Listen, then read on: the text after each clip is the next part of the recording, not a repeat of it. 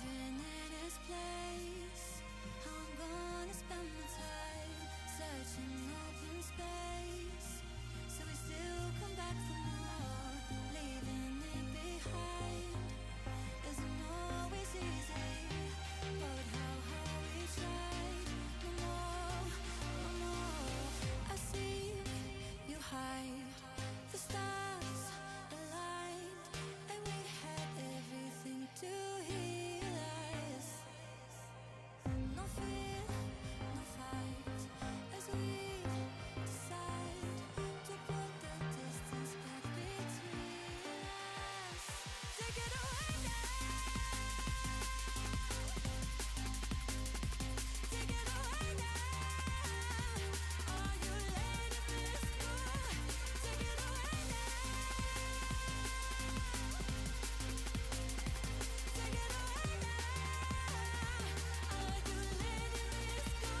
you letting this go? Are you letting this go?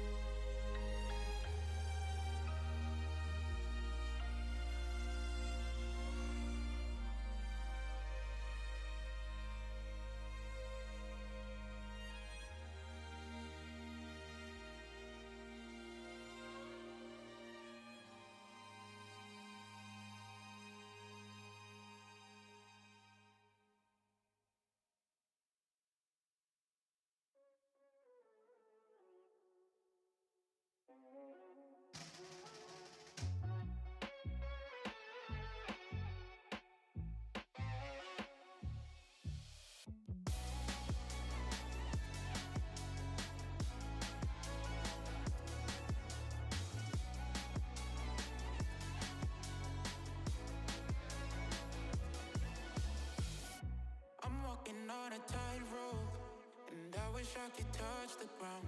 My future's covered in smoke, but my head is up in the clouds. And maybe this will all fade after one bad day, and I'll be okay. But my life is in the worst place, and I can't wait for heartbreak from my mistakes.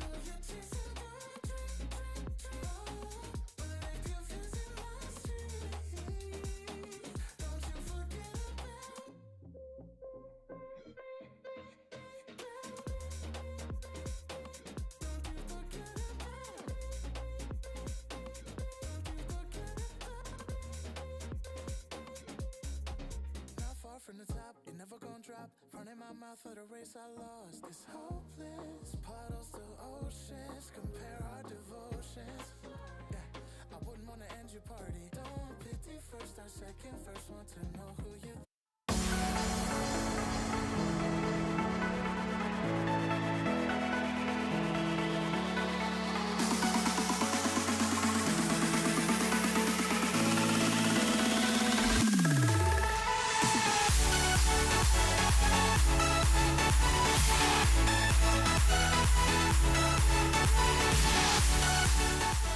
Welcome to the Boise State Esports Arena. We're here today for the USO Indo-Pacific Rocket League 3v3 tournament, where the United States active duty military located in Guam, Hawaii, Japan, Korea, and Okinawa are competing for their share of a $1,200 prize pool.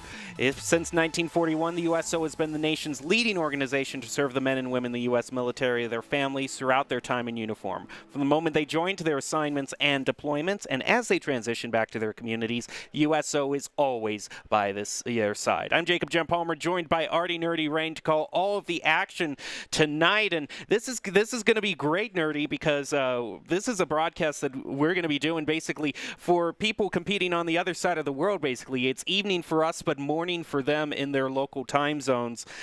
This is great because it kind of taps into a talent pool that we haven't quite seen yet, those currently stationed in Asian regions. Most definitely. I don't know if competing at 10 in the morning is a blessing or a curse for these players, though. I mean, for most competitive esports players, 10 in the morning is a little bit early unless you're competing at a LAN, in which case you're also battling jet lag as well as competing at 10 in the morning. So best of luck to all of you if you're not used to having to be playing video games this early, because typically it's a nighttime activity. Although they are active duty military, so if they're on bases, they're not going to get too much opportunity to sleep in, up bright and early. But let's take a look at the event tonight, see how it is going to work.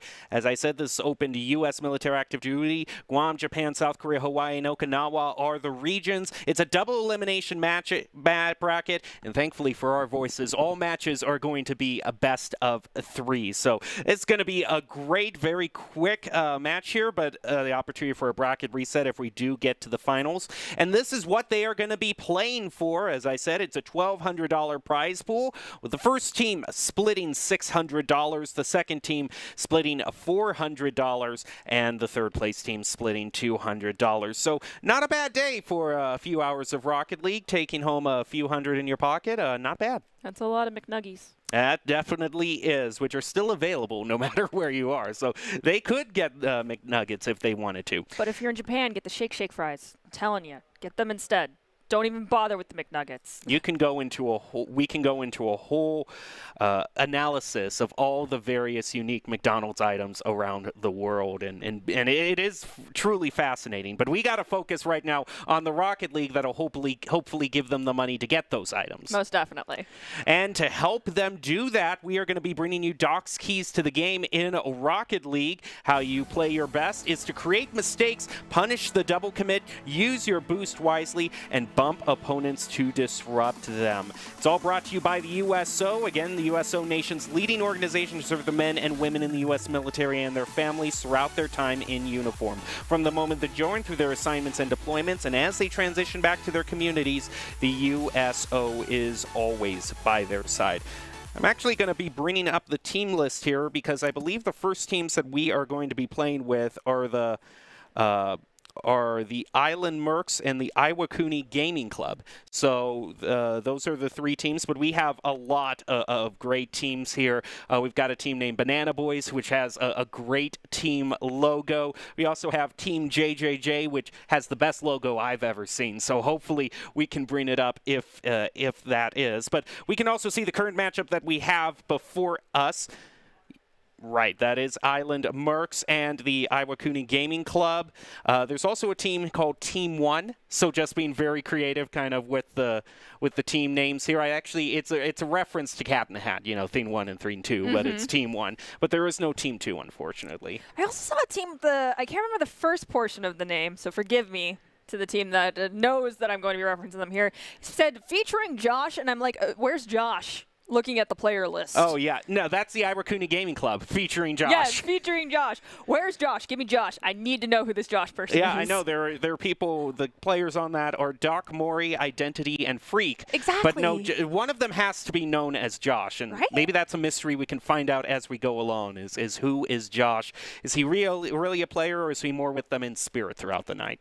Or is he figurative? I don't know. We might never know who Josh is, but we are going to know what their gameplay. So what are you going to be looking as we start this tournament? Now as we get into the first rounds, this is going to be the opportunity to see kind of where the talent pool lies for each team. What sort of plays do you look for most in Rocket League that kind of tell you, oh, this team's going to go far? I definitely look for which team, at least early on, is doing the least amount of double commits in a lot of situations, because double commits definitely are a telltale sign there's either not strong communication or their rotations are just not in sync yet. Those could go away, or they could just continue to stay and get worse. I also want to see things done with a purpose, as well as not a whole lot of bunching up, and then looking for mid-control. Those are the three things that I definitely feel like can make or break a team. And if you can master those three things in this tournament, I feel like it can carry you all the way to the top. Well, we're just going to be waiting to hop into the first match that is against Island Mercs and the Iwakuni Gaming Club. And another thing just to notice is because we are playing on Asian servers, just from the observer's angle, there might be a little bit of lag because we're connecting all the way towards them. But that does not mean that they're necessarily dealing with the lag. It might just be an observer thing. So just a quick thing for anyone who might be watching and might see that. But yeah, I'm going to be so excited to see how we do. I hope Team JJJ goes very far in the brackets, because then we will be able to see more of them. There we go. Now we're into Iwakuni Gaming, who's going to be in blue, and Island Mercs in orange. Off the kickoff, we have Identity going forward, but the ball has been volleyed back into Iwakuni Gaming's territory. It looks like Mono is struggling to get possession of this ball. Awkward pinch results in it going high to the ceiling at the mid, pushed forward by JP. In the corner, has to corral it away from one, but unfortunately for them, it's going to be J5.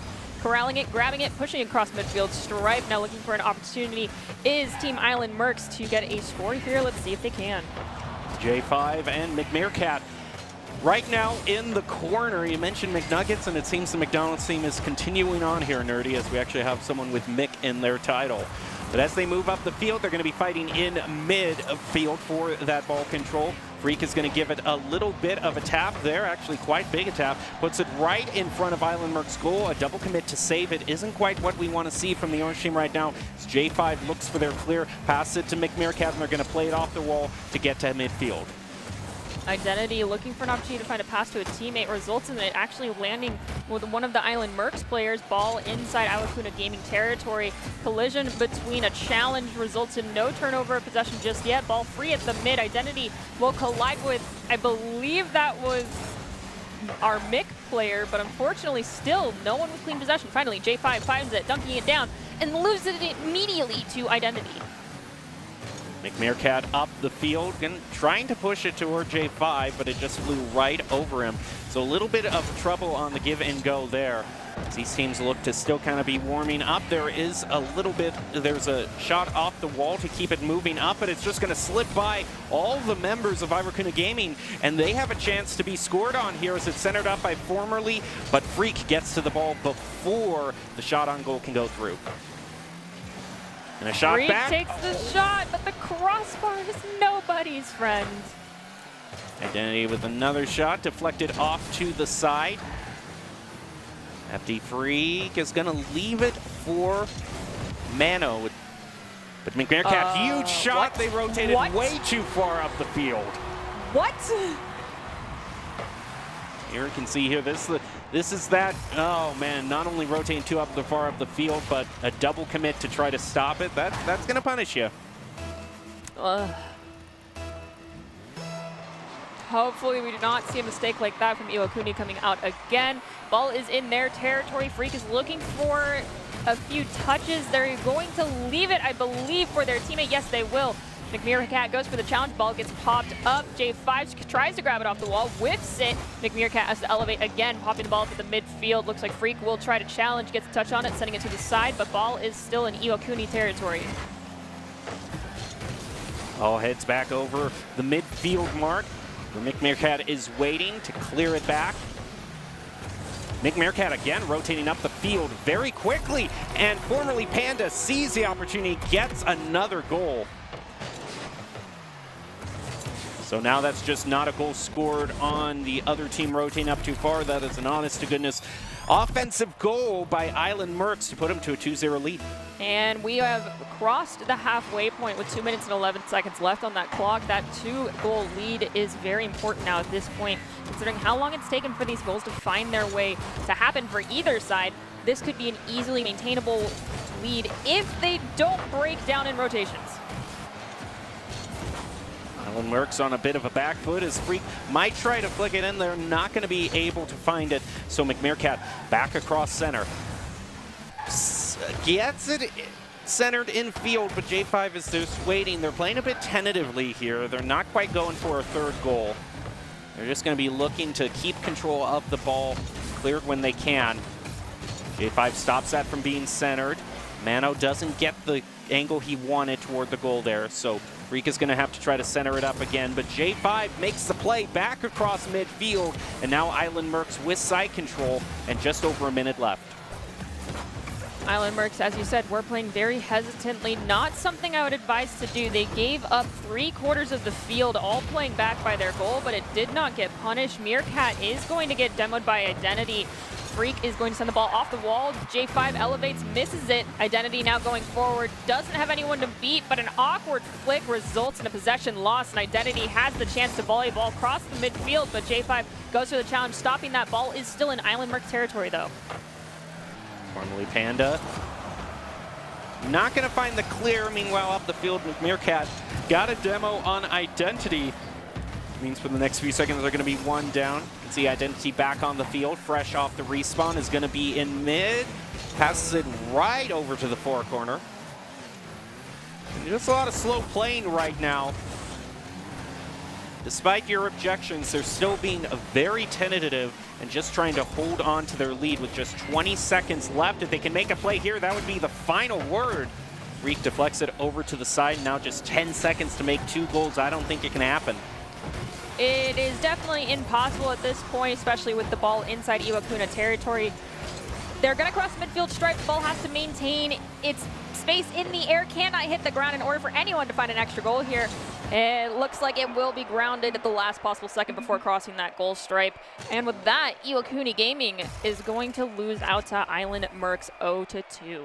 Technically had more shots on goal, but the boost used in side control more in favor of Island Mercs. So defense a little bit more solid there. And when Iwakuni Gaming tried to go in and get goals, they tended to all go in, all 3. And that was what started kind of the downhill trend for them. Most definitely. And it kind of goes back to what the things I mentioned earlier, which is rotations that are strong. You're not double committing, in this case, triple committing on goal scoring opportunities. That's an Achilles heel for even some of the most elite players that we have seen here, casting for Boise State and other organizations. So you got to make sure that those get cleaned up now, because at this point, in the best of 3, it's match point. Yep, it's just one more opportunity here for Iwakuni Gaming to turn things around. Remember, if they do lose here, that doesn't mean they're out of the tournament. It just means they head down to the lower bracket with the hopes of getting to the grand finals eventually. But overall, you still want to stay in the upper bracket as much as you can. It's just never good going into the finals with that bracket reset mentality. You also don't want to be the first person out. That's just kind of bogs down the mental. And when you drop down into the lower brackets, our second chance brackets is what I like to call it, you lose your security net. There is no more mistakes from that point onward. There we can see Island Mercs and Iwakuni Gaming, and that's just kind of one of the great custom icons that we've seen here. I hope we get to showcase more as the night goes on, because there were some true gems, if I might say, hiding out there. Now we head into the second game. Iwakuni Gaming looking to regain their footing against Island Mercs. Freak is going to be the first one to try to make an early play, but J5 is going to deflect it and now play off of it way back over toward Iwakuni Gaming's goal. Leave it for McMeerkat, who isn't able to find the clear, and Mano is going to leave it for Freak. Mano rotates back in, but isn't able to get there quick enough to get a shot on goal. So it heads back in favor of Island Mercs. J5 seems to be very much so all over the place, trying to chronically be in the way of that ball. It's working out quite heavily right now for the Island Mercs, allowing them to have a lot of side control and pressure, and J5 actually off a give and go will find the first goal here for Island Mercs. Yeah, it's just jumping over Freak. This is rough. I did not know that was an in-game chat line you could put in. For those of you who can't see, Artie is literally raising their hand against the headbane here. Typical, just struggling to comprehend there, but that's one of those default phrases that can really be used for a lot of different occasions. Like this one right here, a double demo from J5 is going to leave it for McMeerkat. They are able to follow up on it, so Island Mercs only maintaining that 1-goal lead. Island Mercs back off very quickly to go for the reset, but it took all of them backing off, and J5 tried to create a goal-scoring opportunity. Fortunately, the angle was not right. Formerly Panda tries to do the same. We have a demo on McMeerkat. Ball is inside Island Mercs territory, but the demos are being just returned back and forth. Shot from Freak deflected by McMeerkat. Ball back at the mid. Formerly Panda pushing up the field solo. J5 hanging back to take control. He's going to send it to the other side of the field completely as Mano takes control of it, dribbles it up. Identity is waiting in the center for the setup. Whips on it. Freak tries to salvage it, but unfortunately the play just didn't work out. There was even a double defender commit on that save. It was perfect, but the angle was just wrong. Now ball is in Iwakuna Gaming territory in their back third. It's a 3-on-1. Ball gets pinched up, and Freak will find the ball crossing the midfield stripe, going to Mono. Unfortunately now they have to beat out these defenders. One is there. They will elevate and just shoot the ball right back to the mid. It was McMeerkat who's got no pressure on them. They can take the time to find the perfect shot, but unfortunately Freak will get in the way. Demo on to J5. It's kind of been a playmaker for Island Mercs. Much like the first round, though, shots on goals in favor of Iwakuna Gaming, but they just haven't been quite the quality that they've looked for. Meanwhile, McMeerkat just stealthily sneaks it in to push it to 2-0. Absolutely stellar shot here from McMeerkat. Identity tried to rotate in. We also had JP try to elevate, but neither one could get any bit of their car on that ball. 2 minutes, 18 seconds on the clock. Island Mercs yet again in a 2-0 lead. Now looking on to a great position to win this first match unless there's a huge rally from Iwakuna Gaming right now. They've still yet to find their clear, but that's a good one. It's going to head back toward J5. Two members rushing up the left side of the field are going to be thwarted by McMeerkat's precision clear with the help of J5 back over into Iwakuna Gaming's territory. Around the corner to the center. No follow-up, though. This might be the same thing. The one thing that Iwakuna Gaming can capitalize on, though, is once a 2-0 lead is formed off the crossbar. No, soccer rules still apply, much to Iwakuna Gaming's chagrin. Maybe the shot here, it's just too high again. We have a third attempt happening. It's going to take an awkward bounce off the ceiling. Panda sends it across midfield stripe. Identity tries to redirect. Panda is going to get taken out by Mono. Now ball still inside Iwakuna Gaming territory, is in the corner. Freak tries to play it around one, gets it around another. There's no one to beat, but they lose control. Unfortunately, they lose possession. Ball is in front of the net, and Freak comes flying in like a rocket. Iwakuna Gaming puts their first goal on the board. And you know they were desperate there, both of them going for that, so that hadn't gone through. That double commit might have been punished severely. Now Iwakuna Gaming is just 1 goal off. Formerly Panda is going to be chasing after the ball. Iwakuna Gaming doesn't have possession as J5 elevates up in a huge bomber toward the far corner. Identity answers it back. A flick over towards center and might just roll in, but again, the angles just aren't there. Iwakuna Gaming has had several of those opportunities where the goal's open for them, but they just haven't quite gotten the accuracy.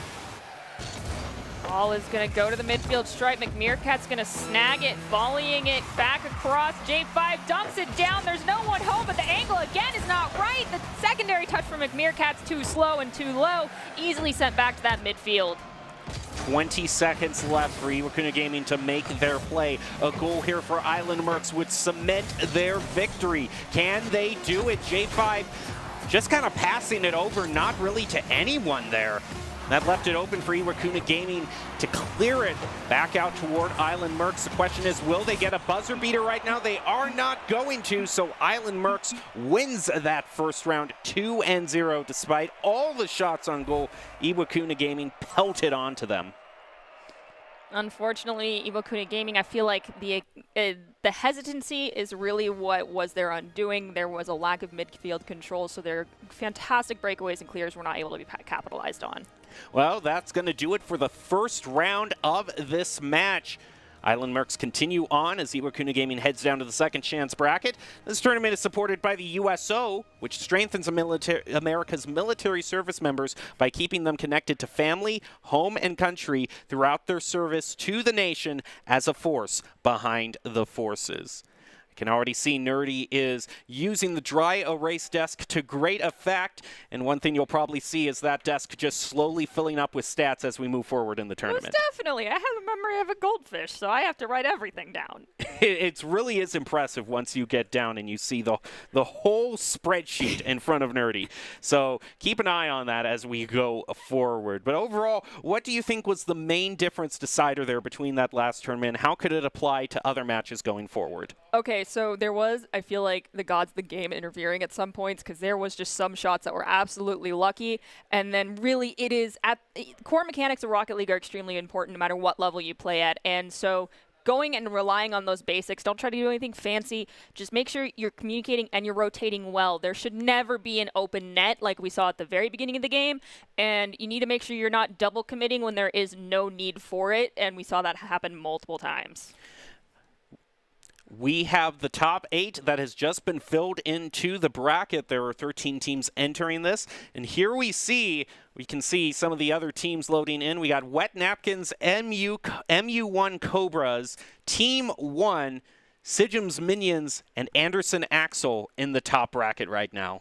All right, it looked like Wet Napkins got a bye, as did Anderson's Axel. So let's see if that is going to be their undoing just a little bit, because they will lack the opportunity to pseudo warm up as well as gauge how well they're working together as a team from this first round. There's a look at the upper bracket, which we will mainly follow throughout our broadcast here.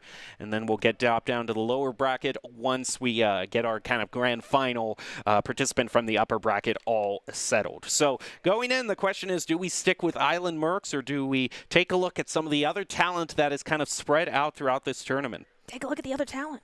I know we do. We want to get a general sense overall. But one thing I also got to say is I still think I've yet to see kind of the top team emerge, because you can just tell there were so many opportunities that were set up for both teams, but just just the angles weren't quite right. Maybe we have to see a little bit of that through the replays that we have from that last match. We can actually see the ones that did go right for the different teams. And this was the first one, just a clear case of why you have someone on that back post, or should. We don't pull the keeper. This is not hockey. And unfortunately there, not only pulling the keeper, but double committing in midfield toward that. And once you miss it, it's just clear off into the goal. Here, this was the one that we said was perfect. This was a true, genuine goal. Not trying to discount your first one, McMeerkat, but this took actual skill. You had to reclaim it off of one, and then you had to have the follow-up from Panda. That is team communication, rotation, and playing the follow-up off your teammates' shots. Beautifully done. And we can see on here a little bit later in the match, formerly Panda was trying to play around identity, and just J5 barely, if it wasn't for that just minor tap there and those demos going through, Island Mercs was kind of flirting with disaster there by rotating up too far themselves. That was the one goal that Iwakuna Gaming was able to get.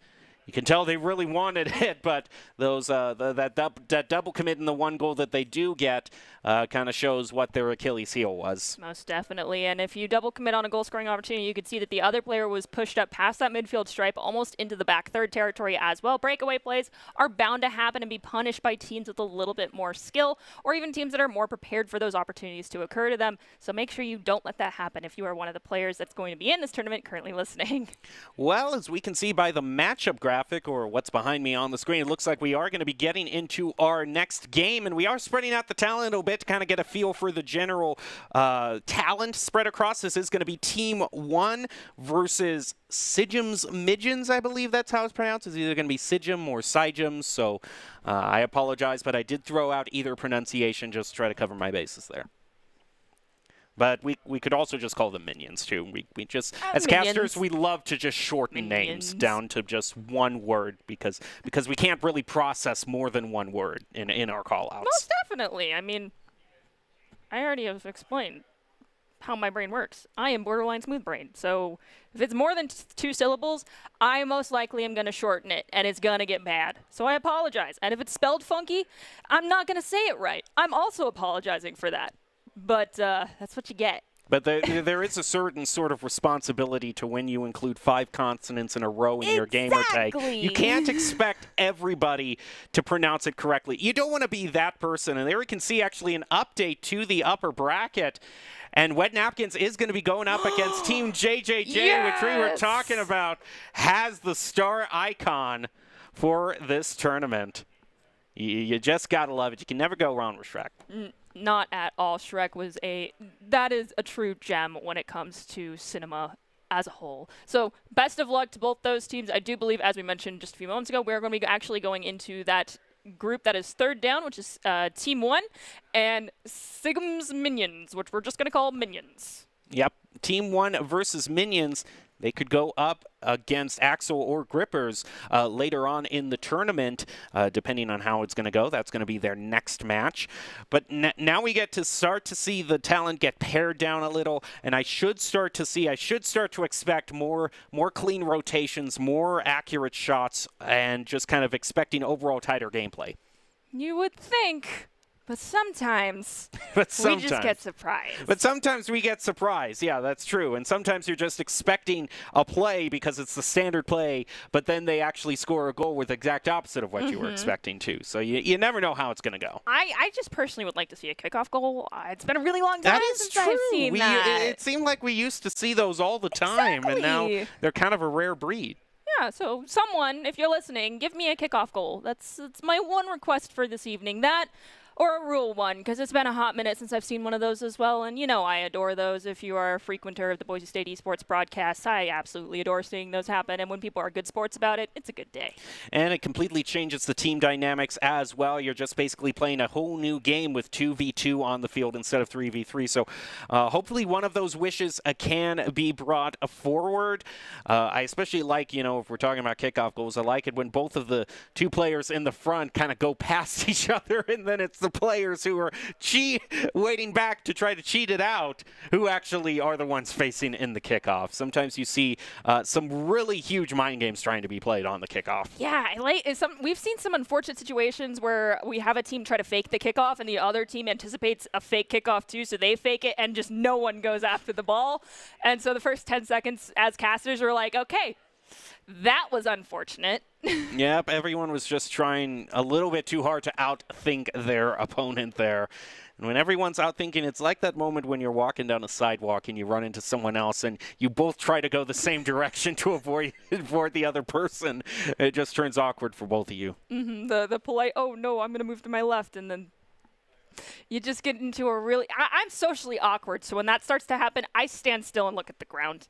Okay, you know, that's fair. I mean, you can't make a wrong decision if you're making no decision. Exactly. It's like you can pick your path. I'll stop moving. You go. It's all good.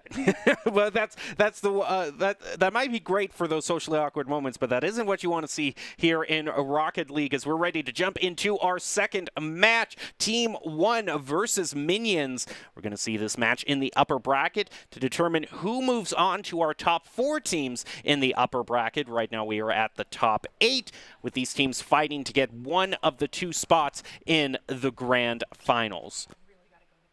And here we go. We are going to continue to move on in this tournament. We're ready to head into this match, best of 3, just like all the other matches in this tournament. Everything is really fast. You just get one opportunity to turn things around, so the pressure is really on you if Elite starts to be opened up against you. Well, at that point, treat it like it's the first game. That is true. Where have I heard that before? As if it's the one thing that you mention the most in broadcasts. Well, okay. If you know how Boise State Esports works, I've been here for a long time. I'm a dinosaur. And with that in mind, like, the one thing you can do when the pressure is mounting is treat it like game 1. There's nothing on the line. There is no McNuggets on the line. There's no money, no food, no nothing. And go in it with as calm of a head as you can. Looks like on Minions, we've got Cocoa Puffs, Airstrikes, and Sigums. That's the Sigums part of Sigums Minions. So I like that we see that as opposed to the team that mentioned Josh, I believe, and didn't have Josh on the team. So at least Sigums Minions is bringing in that sort of team cohesion, I should say. And over on Team 1, we can see Chai, Rubik, and Systemic, who immediately tries to get a shot on goal, but is going to be denied by Sigums. He's now air dribbling in way back. I like what I saw there just in kind of the technical ability from that air dribble. Didn't quite like what I saw there, though. Cocoa Puffs is going to whip on that one. Chai answers it back and is going to be actually credited with a shot on goal there. Sigums again is going to be credited with a save, so key defensive player, and it's now going to go on the counterattack. Up into the left, up the goal. The follow-up from Cocoa Puffs again is not missing. Cocoa Puffs, are you just too cuckoo right now? You are missing the shots that you need to get. Hopefully we can see a little bit of improvement as we go forward. Rubik's in midfield, not going to be able to deflect that. Chai was the only one left for Team 1 and tried to get it clear, but Sigums again answers it back and is going to get demoed for his troubles. But can Cocoa Puffs find the redemption? That is accurate, but there were 2 members of Team 1 waiting in that goal. So now 3 minutes and 30 seconds left in this fight. It's going to just be left by Rubik's there, who gets a kind of a funky shot down toward the ground. But all of the speed was vertical rather than horizontal there, and you see that the speed you want is horizontal. You want the straight line going toward the goal, just like we see here in Sigums, who's really kind of been the standard one, kind of turn things around really quick and put Minions to a 1-0 lead. The question is, though, can they find that second goal and put them in a security position? Because then there's no opportunity for a buzzer beater and maintain that lead. We have Sigums going again, pushing into that corner. Though their teammate rotated out, leaving them to deal with the 1v1, Coco does find possession, corralling it around, goes for the center pass. Not a lot of momentum on this ball right now. I mean, Rubkes might be able to just send it to the mid, but Airstrikes will take them out instead. Airstrikes definitely living up to their name there with an explosion on the field. Sigums just with a nice pop off his roof there. Pushed back toward midfield. Chai finds the clear. Gonna leave it for Systemic, who loses that contest with Sigums. Sigums with a bicycle kick is going to drive it way back over to Team 1's goal. Shot on goal is going to go through here. Airstrike tries to find it. Gets into a 50-50 with Chai, but isn't going to get a shot on goal. Luckily, Cocoa Puffs is hanging back to try to defend. Almost gets scored on by Systemic. Chai with the follow-up again is going to be denied. Sigums tries to go for the challenge. Can't find the ball, though. Shot on goal. Looks like it's too wide. Secondary follow-ups, dunk it down, can't find the angle either. Chai pops it up, it's in the corner. Airstrike tries to send it to the midfield.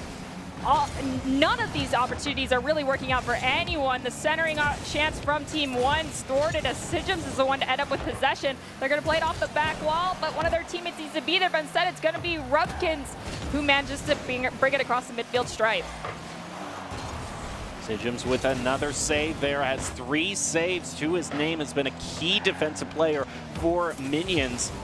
It's definitely helped them to get to that 1-0 lead. Rubik's nice shot back toward midfield and the near corner as Rubik Shank is now going to try to center it.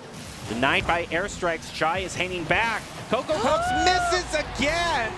And like I said, Cocoa Puffs is just slipping all over here. Been missing a lot of key plays, just a little too cuckoo. Oh my god. I wonder if that's still the tagline for Cocoa Puffs. I don't know. Now we are at the It's Complicated 0-0 scoreline with, well, it's 1-1, but it's complicated. It's tied. As we have less than 90 seconds remaining here in game one, Chai is trying to get a second opportunity to find a goal, but instead it's volleyed across midfield stripe. It's going to be Sijums who manages to get a shot on goal, not even credited by the system, unfortunately. Now it's going to be them challenging on to Chai and Rubik's, both of them sending the ball across midfield stripe. Airstrike is going to pop it up over towards the wall and has no pressure on them. However, they lose possession nonetheless. Yeah, losing that boost will do that to you. Lose your ability to make the play. Down it heads after a huge vertical spike. Almost credited to a goal for Sijums, who definitely, I can see why the team is named after him. You can see just based on the pure activity feed, Sijums has been the carry, and another beautiful shot. Double tap there. He's just going to play it himself to try to get another shot on goal. He's not going to find it. It's Team 1 now looking for their recovery. Less than 30 seconds left on the clock. Someone needs to find a goal, or we're going to end up into overtime where it is golden goal is the victory. And that is a very anxiety-inducing situation for the players and the casters, as we don't know how long it's going to last. Shot on goal from Cocoa Puffs is their redemption. Their teammate's going to come in, airstrike, but their shot is going to be saved as well. The tertiary's too slow, and Rubik's easily sends it over into the corner. Cocoa Puffs with the last opportunity here is going to get another tap. They're going to be chasing after the ball, which means it hits the ground, and now we head into the first overtime of the night. First kickoff of that overtime is going to be won slightly by Sijums. Goes over, picks up all the boost, but is going to rotate back on the field. Play it safe. Cocoa Puffs gets a nice hit there, followed up by Sijums. That's beautifully aimed. Perfect execution.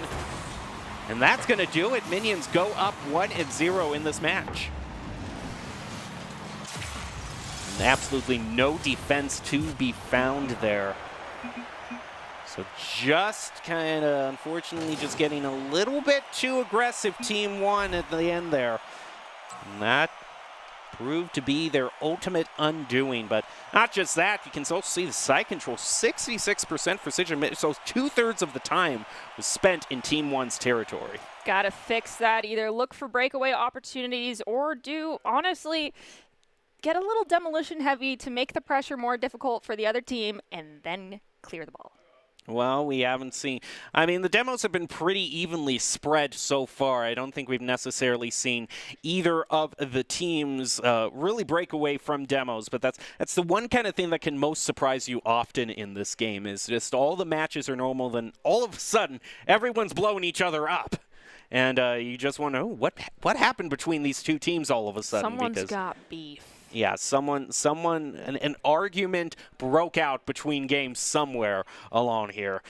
But we haven't seen that yet. But I guarantee you it is going to happen, because there at least is one time for the tournament where it seems everyone's demoing everyone else, and you just have to wonder what's happening. I mean, in our first series that we had today, we had like one player go for double demolitions. Nothing really occurred from it. Typically, you do see either a massive clear or an easy shot on goal from those.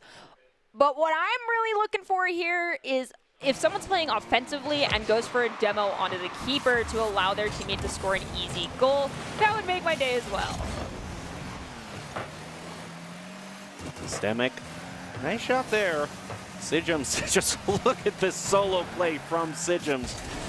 He has been the star player for Minions, but it's just going to drop it down toward the ground, but still find a way to play past two people. Airstrike stopping at midfield, keeping that solid side control going for Minions, which is what really helped them to get that lead in the first game. It might be their key to victory overall in this best-of-3. Chai finds a fantastic clear, carrying the ball into the corner. It will ricochet off that top ceiling area. Systemic, though, goes for the reset. Angle's not quite right. Line Cocoa Puffs to find a clear, sending it to Sijums. Sijums takes the shot. It's going to be saved by Chai, but it was a very risky save. Almost looks like the ball might have gone in. Chai now at the midfield stripe, looking for an opportunity to do a give and go, but it ricochets off the ceiling instead. Allowing Cocoa Puffs to come forward, send the ball to Sijums. Sijums centers it up, but that is thwarted by Systemic. 3 people going for the ball there. Unfortunately for Team 1, double commit is not what you want to see right now. Nerdy is in anguish just watching it. I understand that not every team has worked together long enough to fix those situations, but if you haven't, you really got to be communicating. However, it's not been punished by anyone just yet, as we're still sitting at that 0-0 score line. Airstrike goes forward, has to play it around 2, so Sigums comes in to help them out. It's a fantastic opportunity now for Sigums to take a shot on goal. Stopped by Systemic, but the rebound off of Systemic finds goal number 1. That was beautiful. Yeah, Sigums just didn't need any teammates here. He's playing it all around Systemic, being his own follow-up, gets the first goal for Minions. Much the same as it was last game. So now almost 2 minutes have passed. We just have over 3 minutes in the second match. And he's just going to leave it for our airstrikes after that kickoff. Sigums again with the follow-up. Systemic has to defend yet again. Systemic carrying ball forward now has a double commit between airstrikes and one of the other Sigums Minions players. Not punished though. Chai going forward has 2 defenders in front of them. Cocoa Puffs will make the save. Back passes the ball to Sigums, who's now just going to carry it up to the mid, but has Systemic going for the challenge. They get it around 1, but they have to get it around everybody else as well, and they will lose possession. Systemic goes for a slight reset play, but unfortunately, Rubik's whiffs the secondary touch. They will take out the goalkeeper instead. Ball has crossed over into Team 1 territory, though. Cocoa Puffs shot toward goal, going to be denied by Chai. Airstrikes trying to get up there, but isn't able to get quite enough elevation to stop Team 1's play. Cocoa Puffs rotating back to be credited with a save. Sigums looking for his clear. He's been so good at just getting clears constantly for his team, which allows him to make plays like this. That was a very nice redirect also by Cocoa Puffs. Seems like those game 1 jitters have been kind of worked out for more consistently, and Sigums, that was threading the needle right there. It did end up getting saved by Systemic, but ball is still in Team 1 territory. Not where they want to be. I feel as though it's spent the last 2 minutes over here as well. Sigums does not find an opportunity to prevent the ball from crossing into the Sigums Minions territory. However, ball has already been put back into the blue side of the field. Oh, nice try there by Cocoa Puffs, but the shot is wide to the corner. Still, I mean, I haven't seen much time at all that Team 1's been in control of it. It has all been them really defending. You can already see 5 clears on their activity feed, only 3 shots on goal, so they've definitely been on the back foot for the mass majority of this match. Ball is in Minions territory, though, and Systemic and Chai are trying to prevent it from leaving that orange half of the field. I mean, but Sigums is just so good at the way he clears the ball. Kind of been the designated clearer for his team. Doesn't seem like the ball hangs out in Minions territory for more than 20 seconds. With a miss like that, also that leaves it wide open for Cocoa Puffs. Systemic is heading around the corner. Minions still maintaining their 1-goal lead, but with the way it's been playing, it hasn't felt like a game that's only been separated by just 1 goal. At this point, I feel like, you know, you can't beat Sigums off their opportunity to make these great clears, and that aerial control was just demonstrating their prowess within the game of Rocket League. Maybe you send them to that respawn screen when you're on the offensive there, just to hit Team 1. You've got 30 seconds to implement that hit, though. 30 seconds to try to make their play. Chai bounces it off the corner. It is set up. Airstrikes misses. That's wide open. Cocoa Puffs being the savior. Sigums rotates back for another save and is now going to gain control of that ball, pushing it into the near corner. Can he center it or just flick it in himself? He is playing around all 3 members of Team 1, driving it down to 10 seconds, and now just 1 chance left for Team 1 to even this up. Can they find a buzzer beater, or will the clear go through? As long as the ball stays in the air, it's still a possibility for them. Sigums looking to ground it, and a demo onto Sigums. That's, like you said, Nerdy, that might open things up. But it hits the ground, and that is going to do it for Sigums Minions with 73% of the shots on goal for that round. They win this best of 3 and move on to the top 4 teams. We will have the update on the bracket very close as to that as soon as we can. But also a reminder and a thank you to the USO for putting on this event for us The USO offers great opportunities for service members to game and stay connected to family, home, and country. A few great ones we've seen are the USO Invitationals, USO Monthly Community Cups, and Salute to Service Showdown. To see upcoming events, you can visit battlefy.com/the-USO. So I kind of hinted at the standings there. We can kind of take another look at the bracket. If we don't see it updated, at least we can kind of see what we have to look forward to. We know that Sijim's Minions is moving on. So they're going to face either against Anderson or Gorilla. But I'm really most concerned about the upper half of the bracket because JJJ and also the Cobras, who aren't slacking in the Icon game themselves, too. They're also looking dapper. Yes, and if you're struggling to see on your computer screen, it is a Cobra with a very, very nice bow tie. So, very dapper indeed. And I love the funky Team Icon game that is happening here. Yeah, it's basically the whole upper half of the bracket is almost custom icons, and I love it. But we're going to take a short break, be back with this tournament, and see who ultimately maintains their position in the upper bracket to go to the grand finals. It's a lot of teams who can make the move. We'll find out who makes that move after this.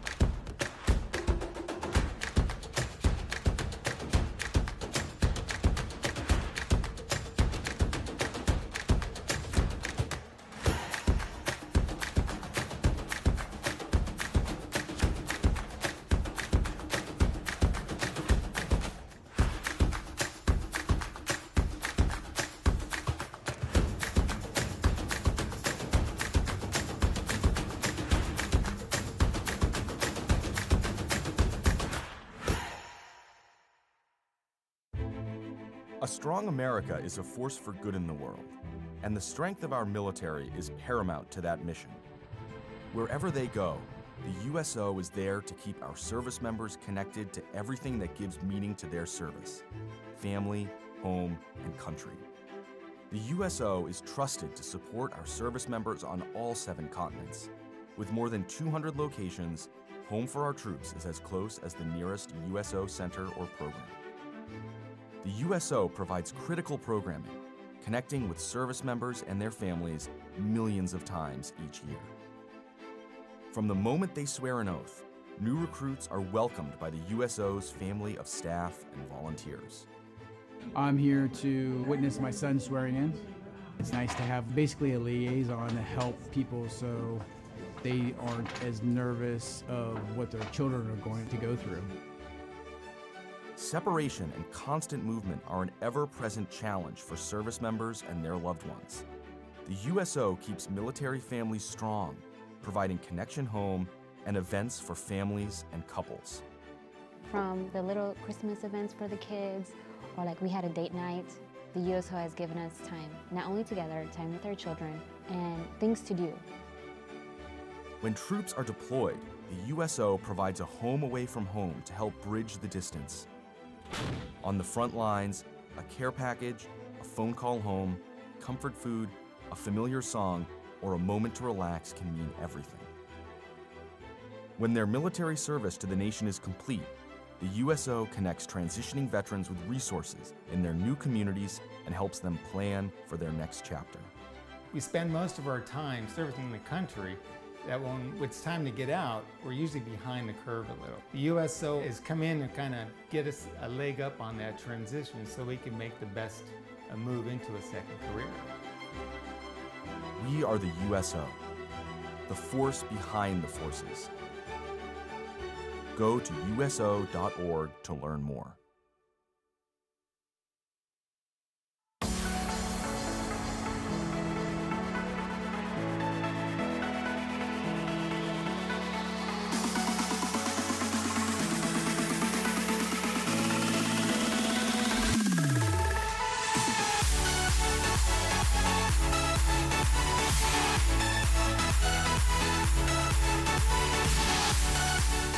Welcome back to the Boise State Esports Arena. We're here today for the USO Indo-Pacific Rocket League 3v3 tournament where the United States active duty military located in Guam, Hawaii, Japan, Korea, and Okinawa are competing for their share of a $1,200 prize pool. As we can see here, this is how the tournament has played out so far. Sijim's Minions looking like one of the teams to beat as they are cruising towards securing their spot in the upper bracket. I'm your host, Jacob Jam Palmer, joined by Artie Nerdy Rain. And Sijim's already looking like a star player. Like, if there's any player that you're looking forward to kind of demoing going forward, it might be Sijim's. Most definitely, and I am a fan of a Demolition Derby expert who picks one player and says, you're not playing this match. And I kind of will be playing myself, because sometimes you do end up in a double demolition and both of you just take each other out. But, Sijim's, if someone is listening to any of my don't hate me too much, but if you're angry, go ahead and unleash the anger on Twitter. I'll listen. Okay. There's one thing we know is that Nerdy likes getting into beefs on Twitter with the players, and always.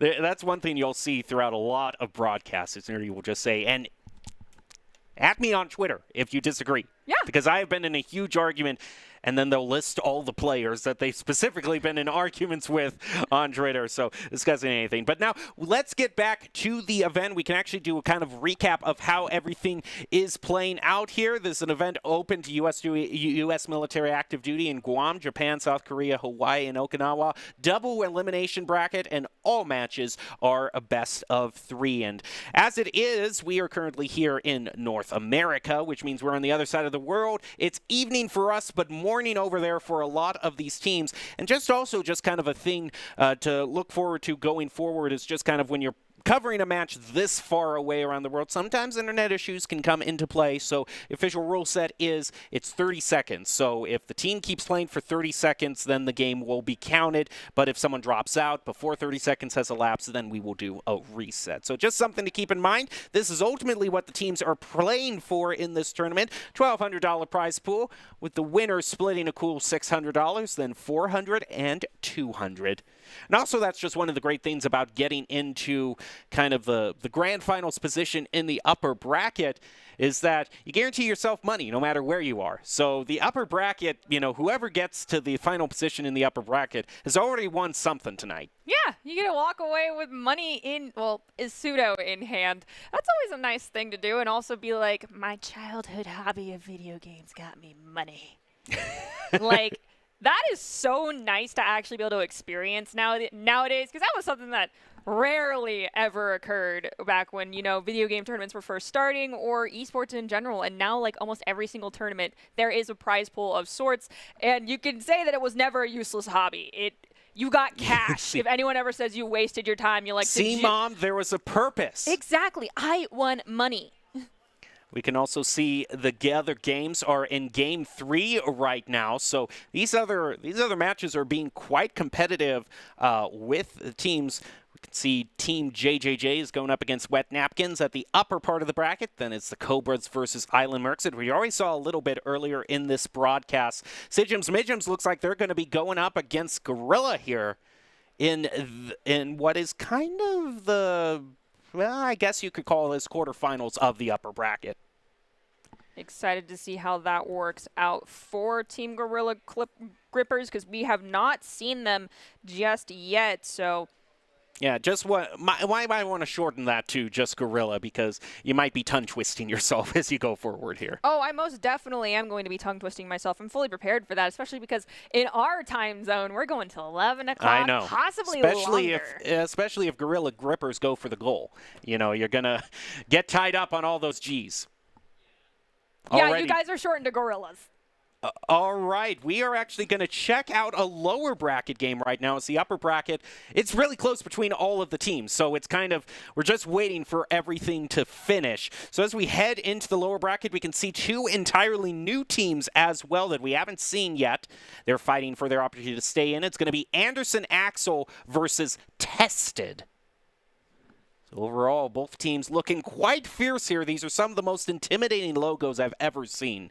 So both of these teams, might just be out for blood here. That Tested logo kind of gives me heebie-jeebies. Yeah, I know. It looks like what is it? Like an Oni mask? Yeah, like the lower half of an Oni mask. Yeah, that's what it looks like. Kind of like Yoru's mask, but red. But red and a lot scarier. Yeah. The blue is chill with me, but you add the red and it gives off a vibe. I know, but both these teams, going with the skull spooky motif here or whatever the cultural equivalent there is in here. So are they going to – I wonder if their cars are going to reflect the spooky motif. I don't know. What do you pull out if you want to strike terror into the hearts of everyone else? I'm the person who made a frickin' watermelon car, okay? That would be great if we just saw, like, all the cars' neon colors for one of these teams, like the brightest, most pastel layout, just to kind of contrast. Exactly. That would be hilarious. Actually, I would love to see that, but I highly doubt they have time to go hop into their car customization, like go back into the garage, fix everything, and then get back into lobby just to make that request a thing. Yeah, but they might do it if they just want a reaction. But at this point, also, probably the stream delay also just, again, we're a long ways away from them. So you'd have to have pretty spectacular, outer space laser-connected internet, to... Some of that Starlink? Yeah, from that Starlink or just whatever suits your fancy, You'd have to have your own private satellite, basically, at this point, to get things in real time. Oh, to be that rich. Yeah, I know, but we are just going to have to stay on the ground with our altitude only getting a few feet off the ground as high as the rocket cars are able to get to, but they're not able to fly to outer space. But they can still do some great acrobatics, as we no doubt saw when we were watching Sijim's Minions, so I have to see if any other player is going to demonstrate that prowess. Now, if I'm not mistaken, Anderson Axel, the team that we're going to be seeing here, went up against, I believe, the other team. Yeah, we can bring up the bracket again here and see who moved on. And we've got an update here as well that I am so glad to see. Shrek is living on in the bracket and moving on further. No offense to Team Web Napkins. I hope you do good in the lower bracket as well. But, I mean, the JJJ is just showing just complete style here. Most definitely, and we might be a little bit biased because they have the Shrek logo. I know. Well, whoever they're going to go up against, we're going to have a great logo pairing for the next one. Whether they go up against MU, Island Mercs, or Island Mechs, or the Cobras, it's going to be a great side-by-side versus that I can't wait to see. Oh, yeah, and just because we are waiting on these people who are playing from thousands of miles away. If you are unaware, I owe my existence to the fact that we had people stationed in Okinawa, Japan.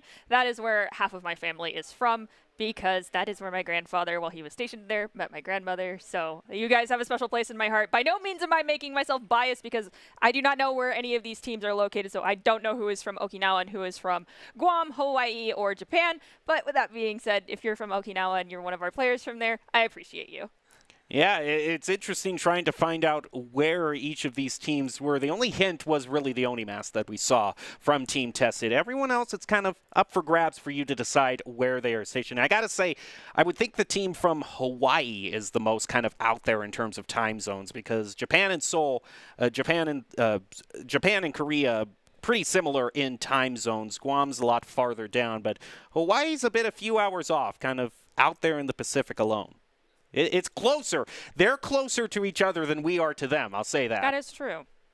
So again, they're all playing in the morning here, where it's coming up against 9 p.m. for us. So it's getting closer to midday tea for them, and closer to just hitting the bed for us, because we're just gonna get very tired as we head forward here.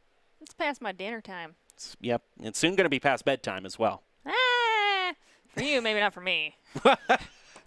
Maybe past time to be downtown as well, because, sometimes it's just, I got to drive home and it's this late at night. And you just want to go to bed. But now we still have to decide who is going to win this tournament and take home that $600 top prize. You can see on the camera, like I said at the beginning, you're seeing Nerdy's notes just gradually building down on the desk. What do you have tracking there? So I am tracking map differentials, the game differentials. So it's whether a team was +2 or if they didn't win at all.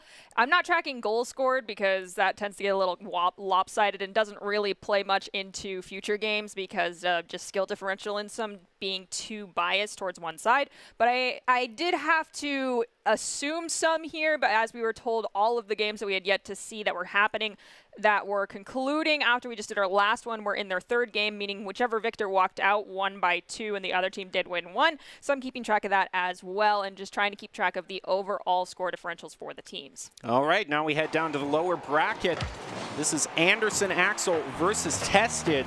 When they went up against Gorilla, which is going to be facing off against Sigim's Minions in the upper bracket right now, they lost 2-0. So both these teams have had a little bit of a rough time. It looks like Team Tested went down to the lowest bracket, losing their first game in the first round. So both these teams looking for the redemption here. We'll see who gets their redemption opportunity and who has to call it quits for the night.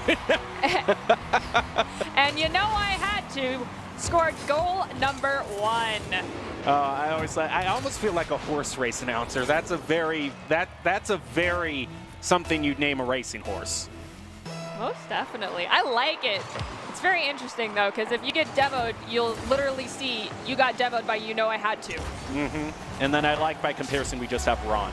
There's going to be who just scored. There's going to be no debate whatsoever on how to pronounce that. Not at all. And they have a very, very cosmetically bright purpley car, and I'm here to dig it.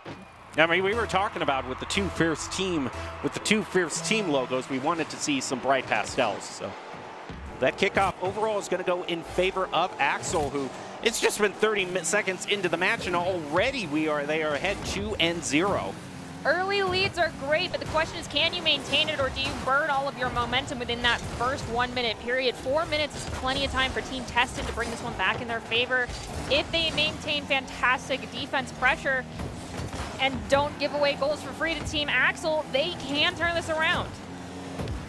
Right now they have yet to really get any sort of meaningful side control. You know, I had to.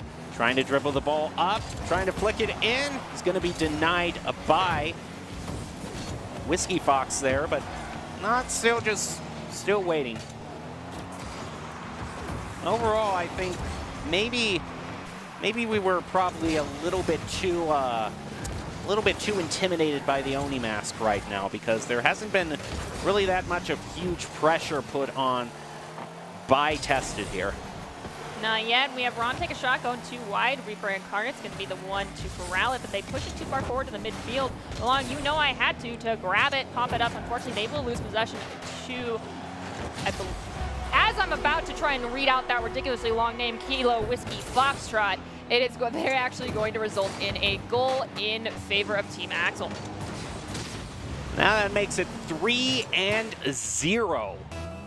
So overall at this time, it looks like Anderson Axel is going to still probably have life in this tournament unless Tested can make a huge rally here. Okay, that's a long name here. I don't want to try to pronounce. There is Reaper Incarnate. Okay, I'm sorry. I was looking at it completely the wrong way and thinking this had 7 syllables there. But no, I got it. Reaper, Kilo, and Oinks. There we go. That's what you guys are all shortened to. No apologies from us. We have Hyde now trying to push forward. They're going to be challenged by Whiskey. Whiskey's challenge did result in possession staying in that corner for a little bit longer, but you know I had to. Now pushing forward, gets a great pinch, resulting in the ball sailing across midfield stripe into the corner inside Tested territory. Ron is going to leave it for you know I had to. Up the right side furlong, continuing on his head by just a horse's nose, but is not going to be able to find the goal quite yet. So now Team Tested has an opportunity here to score. Kilo Whiskey Fox credited with the shot on goal there, but that's the only one that Team Tested has had so far. 2 minutes, roughly 2 minutes left on the clock. Anderson Axel still leading by 3. Tested struggling to find their first goal and get a foothold here in game number 1. Ball is crossing midfield stripe thanks to Whiskey. It's going into the corner though, and none of their teammates were there, so you know I had to. Has free reign, but loses the ball in an awkward aerial dribble mishap. Ron gets a great save from Whiskey, shot on goal. Ball crossing midfield stripe now, and Ron pushing forward, see if they can get possession. Hyde's gonna whiff the barrel roll, shot on goal, still gonna be accredited. You know I had to chasing after this soccer ball, but not really turning it into a play that strikes fear into the hearts of those watching right now. They're still struggling against Anderson Axel right now. Ron again, that's a hat trick for him, and probably kind of the end here. The end of game number 1. Tested still has the opportunity to, well, it's their last opportunity in the next game to rekindle their fire and fix what's gone wrong in the last few games for themselves, because they've got 90 seconds to make 4 goals. Not impossible, but very difficult to pull off for anybody in this tournament thus far. But Tested, that's goal number 5. I'm basically jinxing it at this point. Tested in the next 5-minute game. That is for all of the marbles, and no more mistakes can happen if you're looking to stay in this tournament and walk away with a bag of cash. And you just brought up, all the marbles. Any mistake here is going to knock you out. We actually do have the first team that has just been knocked out coming over, so I will give us an update on who that was as we end this match, because we only have 1 minute left. Tested is finding themselves under a whole lot of pressure. I had to. Now Ron trying to get the goal there. It's left up to Hyde, and Hyde finds it. He's going to drive it to 6-0 with just 1 minute left. I don't care who you are, that's probably too tall of an order to get. Ron actually smacked Hyde from behind. That's the car equivalent of the athletic slap. It worked out, Ron, but I don't know if that was the plan. I think that was a double commitment. Just say it was all part of the plan. Yeah, we'll just say it was calculated, Ron, for your sake. At this point, it looks like Anderson Axel is going to be just cruising along to a victory here. So we have just 40 seconds left. Going to drive it to 7 goals because, of course, why not? I had to. I don't think you had to. You probably didn't at this point. But they still did. They did. It's got 40 seconds. Team Tested can put a goal on the board for themselves as a morality boost going into game number 2, which, as we mentioned, is the last opportunity they will have to keep themselves in this tournament. Got Mr. Meeksies Oinks trying for an opportunity to get this ball away from Ron. Ball is in Axel territory, but it seems like possession immediately just swaps over, and they take the ball across midfield stripe with no pressure on them. Shot on goal from Ron. Follow-up shot from Reef by Death will be shot wide. Whiskey Fox with a little bit of a tap there that isn't really going to turn into a clear. Now just 15 seconds left in what is assuredly an Anderson Axel win. It's 10 seconds. At this point, I don't think they'll be able to turn things around, so they'll have next game to try to salvage everything before they get knocked out of the tournament, if they don't want to get knocked out of the tournament completely. Overall, though, I promised you that update, and the first team gone in the lower bracket is going to be Iwakuni Gaming Club.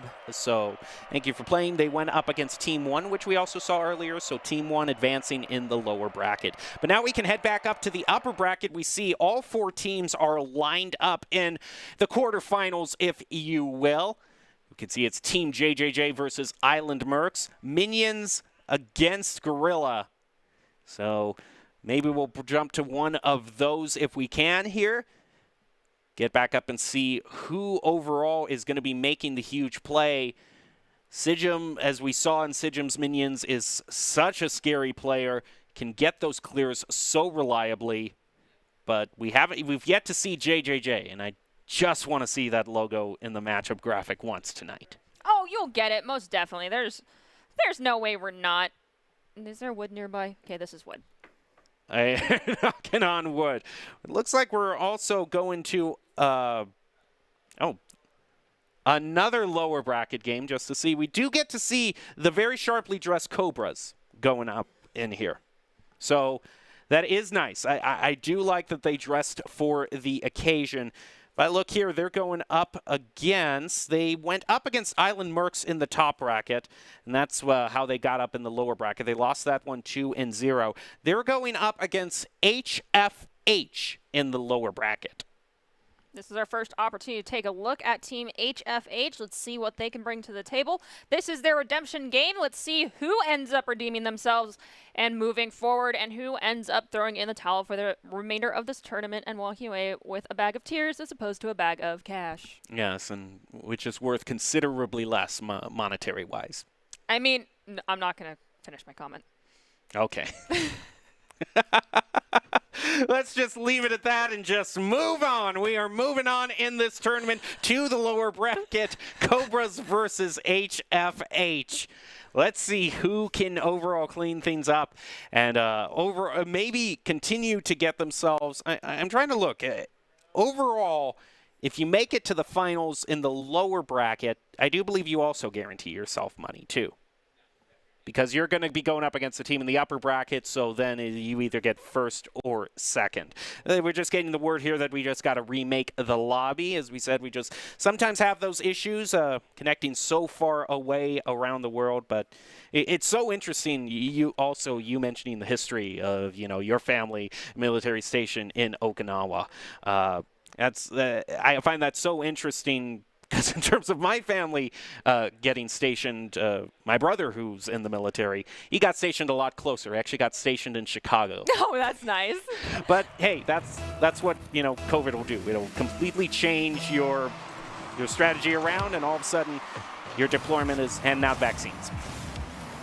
But hey, whatever the call, wherever you are destined to answer the call of duty, wherever these teams right now are, whether they be in the regions that we have mentioned beforehand, they are looking to try to continue on in this tournament. You can see we're going to have, it looks like Drippy, Genuine Risk, and Van going against US Guam, 1, 4, and 5. So, but hey, we know where that team's from now. We've answered the first question in terms of geolocation. So thank you, team. That's Team HFH, correct? Yeah, yes. Team HFH. Letting us know they are from Guam, but right now Team Cobras is up by 2 as we have 4 minutes and change left on that clock. Genuine Risk taking a shot. It's going to be way too wide. Both teams are in Guam, we have heard here, too. Oh, okay. Okay, so that's the first. Wow, Genuine Risk. Just kind of sneaking it in there. Already kind of pushing them to a very big lead. I also think Van also probably played a little bit in that. Looks like he deflected.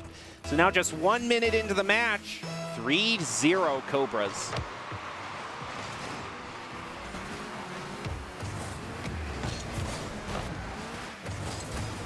We had a little bit further into this match. Cobras looking like the dominant team so far.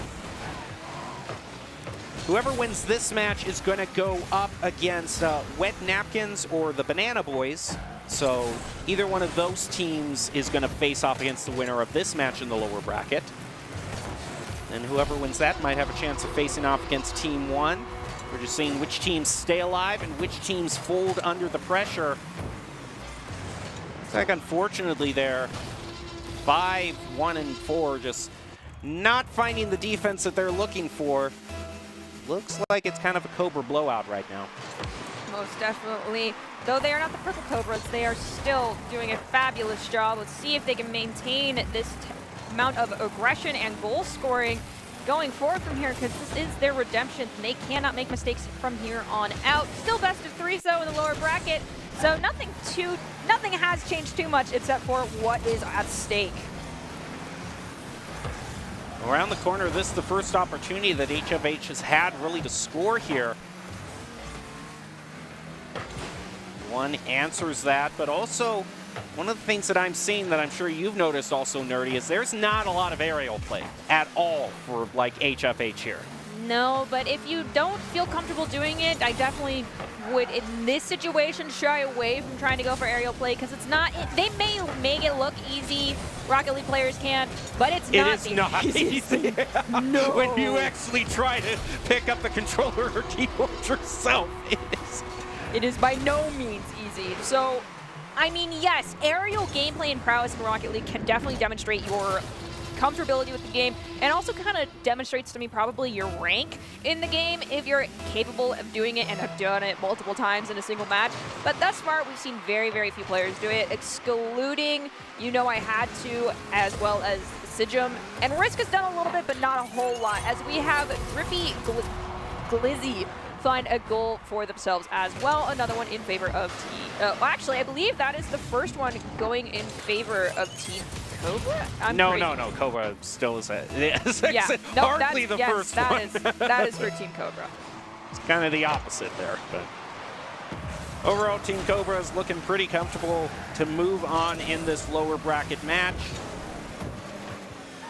4 is just trying to stop the bleeding here. He's only able to kind of barely deflect it, keep the 7th goal from being scored. 1 doesn't really find the clear he was looking for.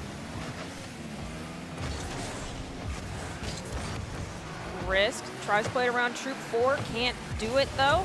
Troop 4 tries to get possession, ball still here in the corner. Ven finds a goal for Team Cobras. That is number 7 for our blue team here.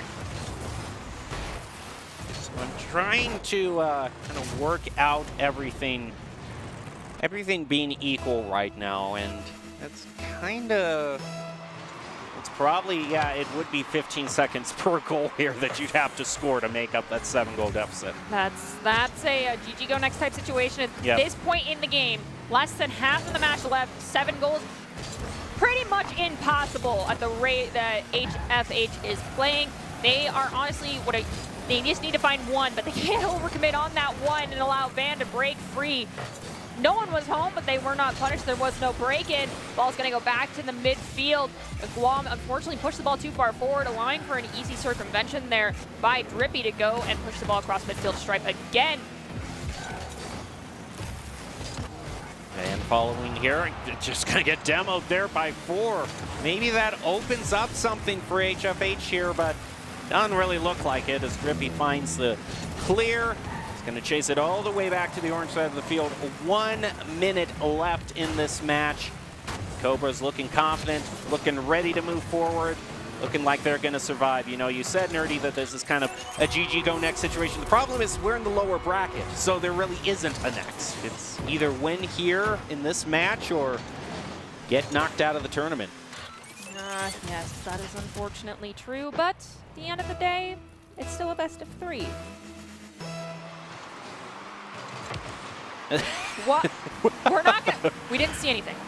Now Risk is gonna go forward possession. Ball gets pushed into the corner where Troop 4 is waiting for it. They pop it up, manage to get it past Van, but there is the bunch up strat here for HFH is not working out. It makes breakaways impossible, clears borderline impossible, and Drippy recognizes that easily, carrying the ball in to find goal number 8 for the Cobras. Never want to play bunch ball.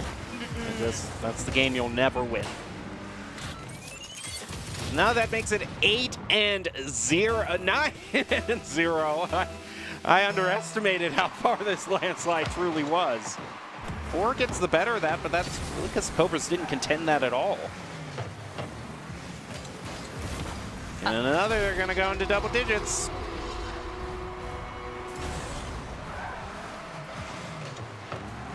I mean, really, at this point, you know, it's not like we can get too excited about that because it's just a regular occurrence at this point. And no offense, Cobras, but you're really going to have to impress me for me to get excited by any of your goals. That's a very interesting conga line strat created there by HFH, but it worked out. Ball is inside Cobra territory. They threw around 2 players in front of the goal. Genuine Risk was the one to not get touched by any of the HFH players. Managed to get the ball across the midfield stripe, but not without ramming into 2 of the orange cards again. Now we have Guam, and I believe that's Troop 4 looking for a 1 goal here to morality boost their squad. Fortunately, though, ball is grounded at the 0-second mark, and that means game ends. Oh my goodness. I think we can just leave it at that, and you know, no comment. No comment. Since 1941, the USO has been the nation's leading organization to serve the men and women in the U.S. military and their families throughout their time in uniform. From the moment they joined their assignments and deployments and as they transition back to the communities, the USO is always by their side. Also, big news out there for you USO fans. The USO August Community Cup Madden NFL 23, anchored by NEX, is happening next Saturday, and you can register at battlefy.com/theUSO for a chance to participate in that, compete for monetary awards as it is for the teams in this tournament right now. That's pretty cool. I'm terrible at Madden. I'm good at FIFA. I can't play Madden for anything. You might as well put a dog on the controller as opposed to me. They'll probably have more luck. But if you do register for that, best of luck to you. And if you can manage to actually play that game with skill, you are amazing because I have no idea what's going on. You can at least say you're good at one type of football. Let's put it that way. Yes, there we go. Yeah, okay. Thank you. I appreciate that because you can just say you're good at football and then just leave it at that. And let the equivocation work in your favor. If you're American, you might think one thing, but if you have lived elsewhere, you might But you can just say you're know. technically telling the truth and you're covering all your bases. Yes. It looks like we are just going to head back into this match. Cobras versus HFH to see who gets knocked out of the tournament right now. At this point, 1-4 and there's still 4 minutes, 50 seconds to go. I am still rooting for HFH. I want them to get a goal here. As do I. We were talking about kind of the interesting strategy. We might see unorthodox strategies. I would have to say the conga line strategy sure looked nice. I have never seen that. It was aesthetically pleasing. Yeah. And they were equally spaced. Made my brain happy. And, yep, this is just gonna trickle by here at this point. We actually, right now, can also get kind of a live look at Team UFH in the gaming facility right now that they're competing in the USO. I hope they're all having a great day. Yeah, I really hope they're still having a good day. That looks comfy, though, man. Remember, they are playing overall into Guam. They are playing over 6,000 miles away. Good morning. I hope you guys had a good breakfast. Although we were also saying, we were talking about the differences between America and Europe or whoever. You know, the countries that use kilometers. So to convert that, that's over 9,500 kilometers away as well. So almost 10,000 kilometers away from us right now. These two teams are playing both stationed in Guam. Wow. Modern technology can just wow you sometimes. Absolutely crazy. We have Drippy finding another goal for Team Cobras. Honestly, Cobras, I feel like the team that knocked y'all out of the top bracket is a force to reckon with, or you guys were doing the sneaky strat, trying to have an easier time to work through the brackets, intentionally throwing yourself out early from the top bracket so that you could then just go through the bottom bracket, sail through, and not exhaust yourself by the end. It's a genuine strategy. I've seen teams do it. Do I think it's a good strategy? Yes. Do I think it's a kind strategy? No. The team that knocked them out were Island Mercs, and we actually have some updates on the upper bracket too, which I'm sure will be filled in after we're done casting this game.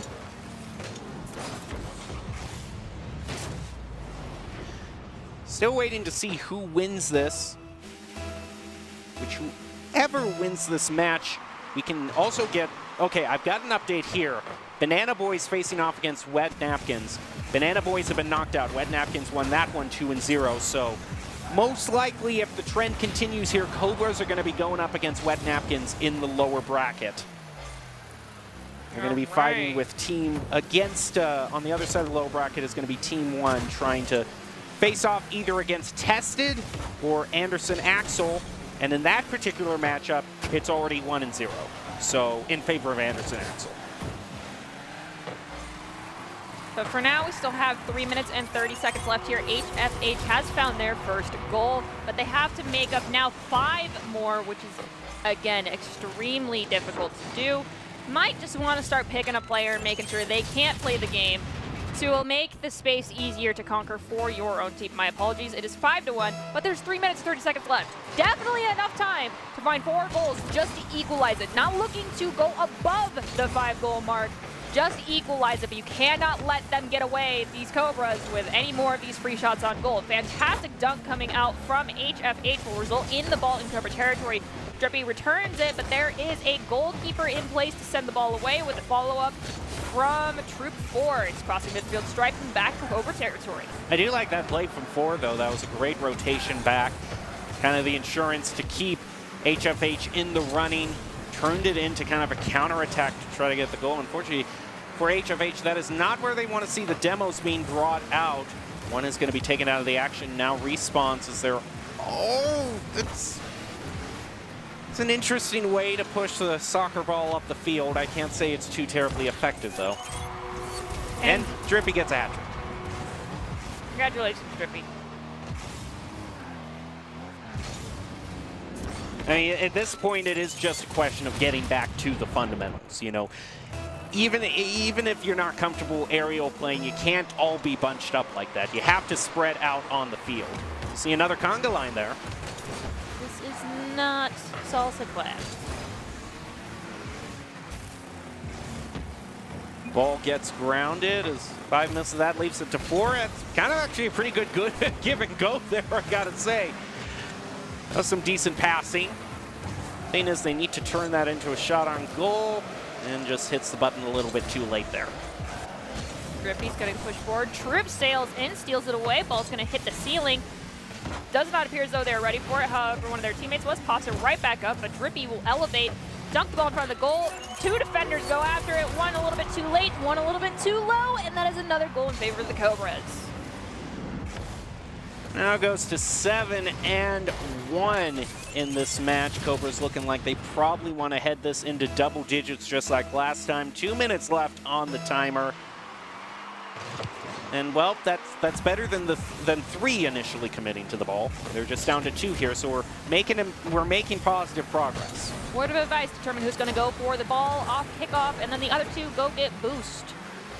But I think also one thing that needs to be said here is, this kind of proves it's easy for us to stay on a desk, but again, we cannot stress how hard this game can be in terms of grasping the controls. Like, it is not easy by any means. It's easy for us to say, oh, that aerial play was a miss, or oh, they whiffed on that one. We struggle just as much. Yeah, I am that out-of-shape parent you see on the soccer field sidelines yelling at their kid to run faster, and you're like, do you know how to run? I like to think of it as the Olympic judge eating potato chips, knocking 5 points off for just being a few millimeters off the dismount. Yes, exactly. But Van looks like they're going to get a shot a little bit too wide, not enough forward momentum on it. Results in Guam being able to get possession, but booped around by Troop 4. Results in Guam losing their own possession on the ball. Risk's going to just easily pop the ball up and into the net, getting themselves a hat trick as well. And I think we are down to the last 56 seconds here in game number 2, and it's heavily favoring Team Cobras. Yep, most definitely at this point, it is most likely a blowout for Team Cobras. Going to be moving on in the lower bracket, most likely to face off against Wet Napkins. Just looking also just for an update here on just where everyone stands. Anderson Axel has indeed beaten Tested, so they will now go up against Team 1 in the lower brackets. We already saw Team 1 and Anderson Axel playing.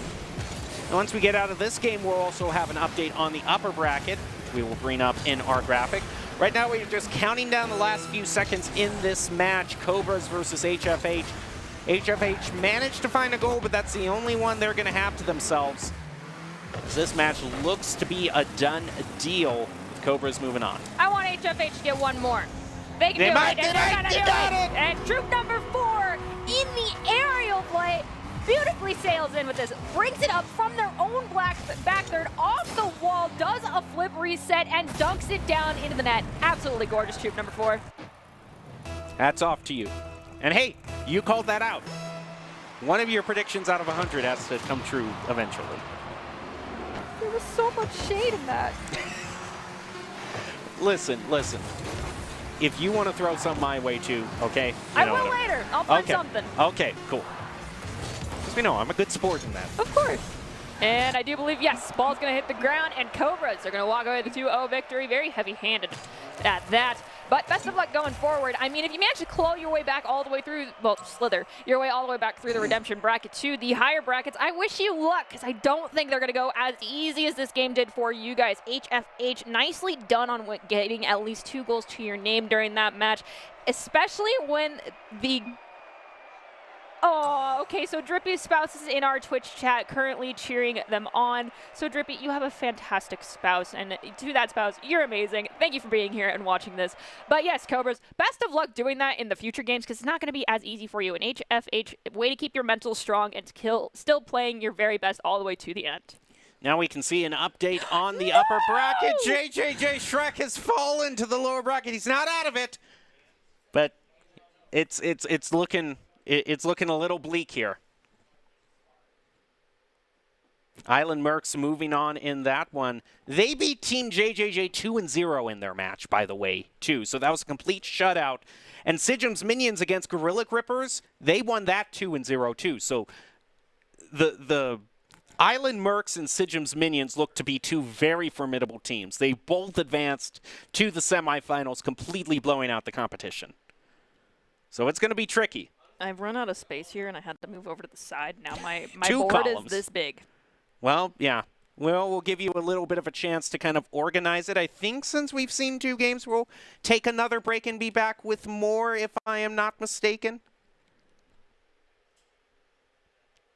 And we're actually going to take a look at the first bracket finals here going forward. So actually, we're just going to jump right back up to the first bracket and see Island Mercs versus Sijim's Minions. Again, Sijim's is kind of one of the top players that we saw in terms of his ability to clear everything and just be a great defensive as well as offensive player. I have to wonder what Island Mercs brings to the table. Again, Island Mercs had formerly Panda, McMeerkat, and a J5. I'm really trying to figure out what their Among Us is like grasping. That is true. I don't know. It looks... I really don't know. I couldn't even venture a guess there. It's cute. I appreciate the work that y'all put into that. Though it looks like it might have been stolen from the Reddit.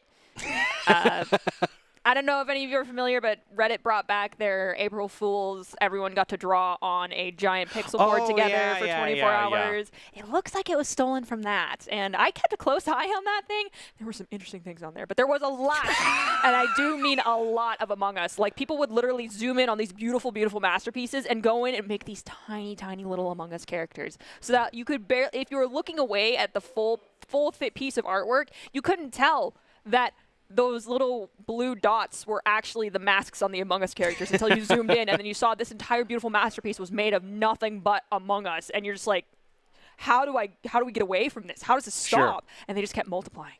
And they just kept multiplying, and it just turned into something uncontrollable.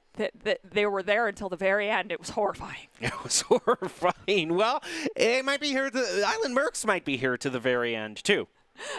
It would be nice because they did knock out Team JJJ, and to anyone that did end up getting knocked out of the tournament completely, to whomever knocked you out, you have to say now you have to win it all, and you have to do it for me as well. That is just how you are a good sport in any esport event in general.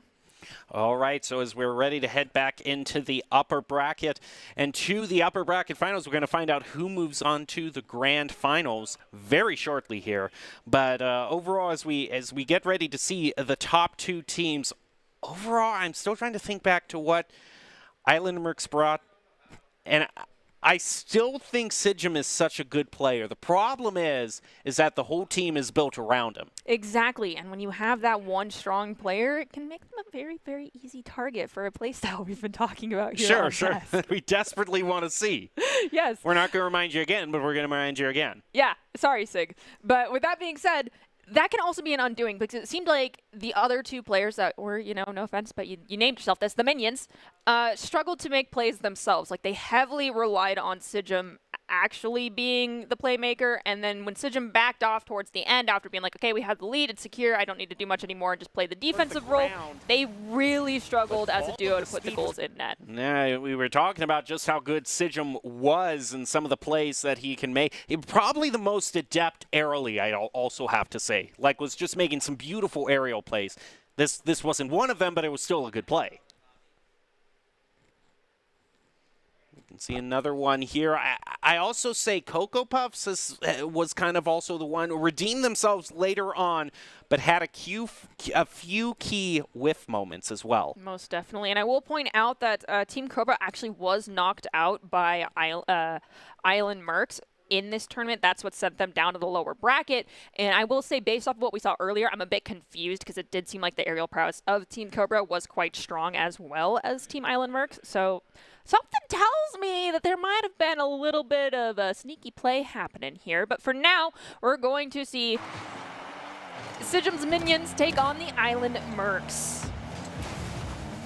This is the upper bracket grand final. Sijum's gonna start things off with a bang. I mean, someone needs to shut this guy down. Yes, and there is a beautiful way to do Look that. at that!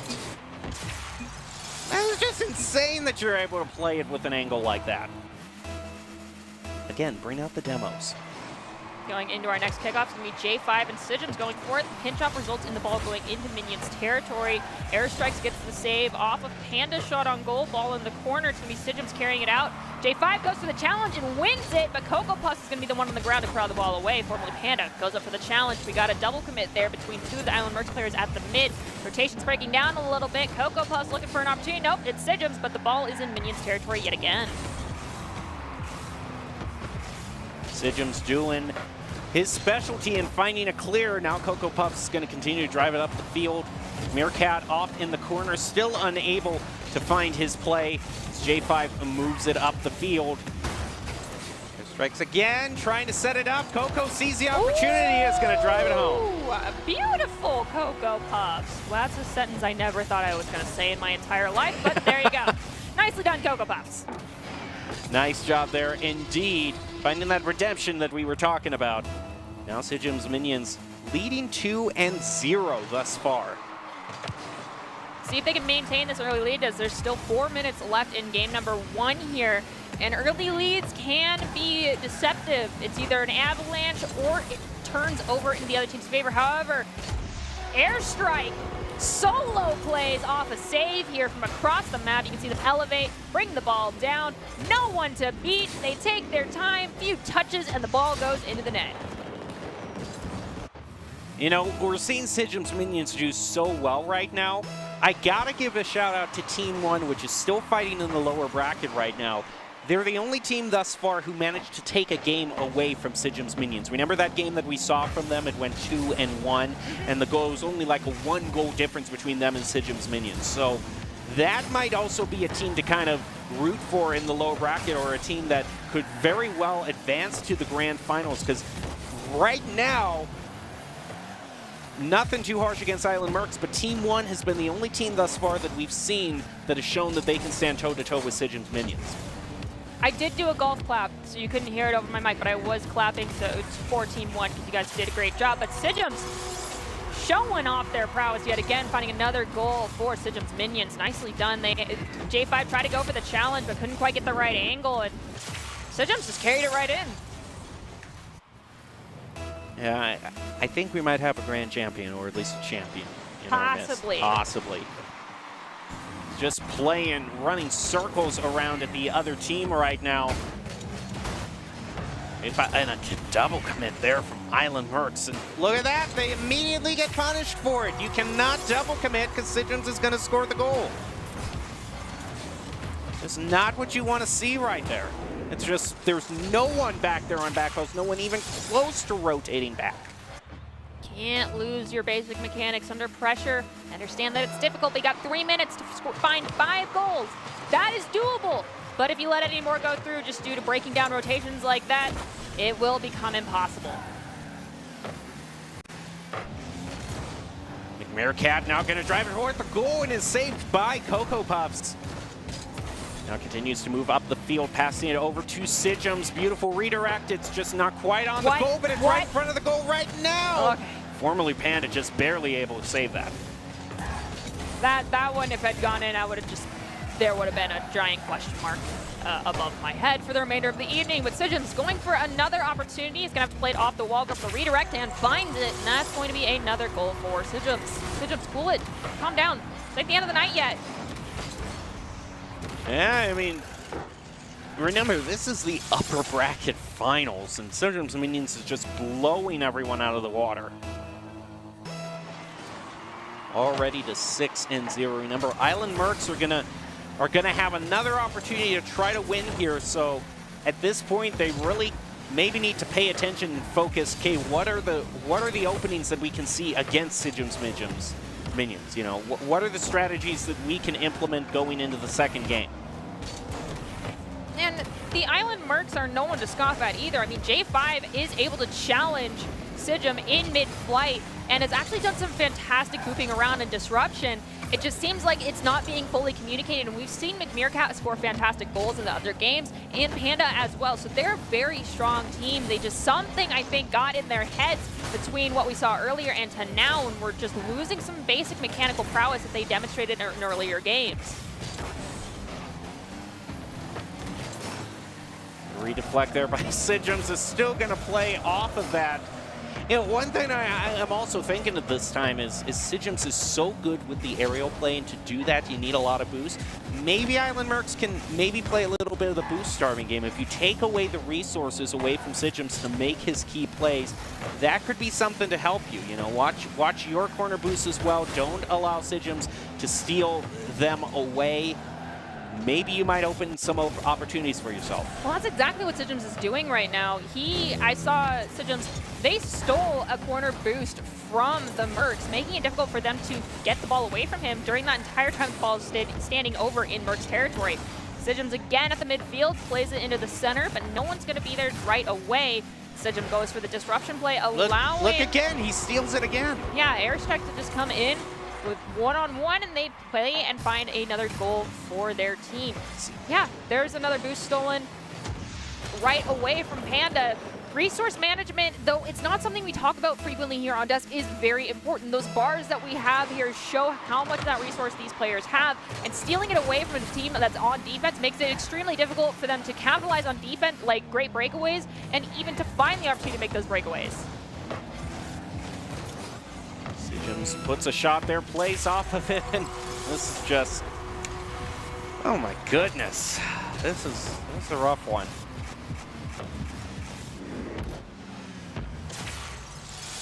All right, what is there to say that we haven't already said here?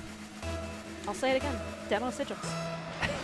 If you can't beat him on the field, beat him on the mental front, tilt him. It's a strategy, I promise you. It's not the best one. You'll find people saying it's not a good one on Twitter, but demoing people is a genuine But you know what? strategy. Is there any other option right now? You need to find some strategy that works. Not. Boom his mental. Send that human being to the respawn screen. Right, there he is. Just take him out. They're not going to do it quite now. Now Cocoa Puff's going to try to find the breakaway. McMeerkat unable to make a team, and oh, that was a rough match right there. 8-0. Sijum's minions just blowing Island Mercs out of the water. Again, I gotta say, Team 1 is looking more and more impressive by the time, even though they're in the lower bracket right now, because of how even they were with Sijum's minions. Most definitely, or Sijum's minions was like pulling themselves back, and we don't fully know yet, but I don't know what's going on. We only get like a quarter, well, half-ish of the picture because we're not able to see every single game and every single moment in those games. To a viewer, you are seeing as much as we are seeing. So we can only make assumptions about what's happening, but yes, hats off to Team 1. Y'all survived a battle to like the deaths against this team, obviously, with how much they are throwing out right now. So yes, we could see you in our grand finals if you make your way back to the redemption bracket. Won't be an easy task, but it's very doable. It is very doable. And remember, you know, we're talking all right now about how Sijum's minions is kind of dominating. We have seen lots of times in the USO before bracket resets actually happen.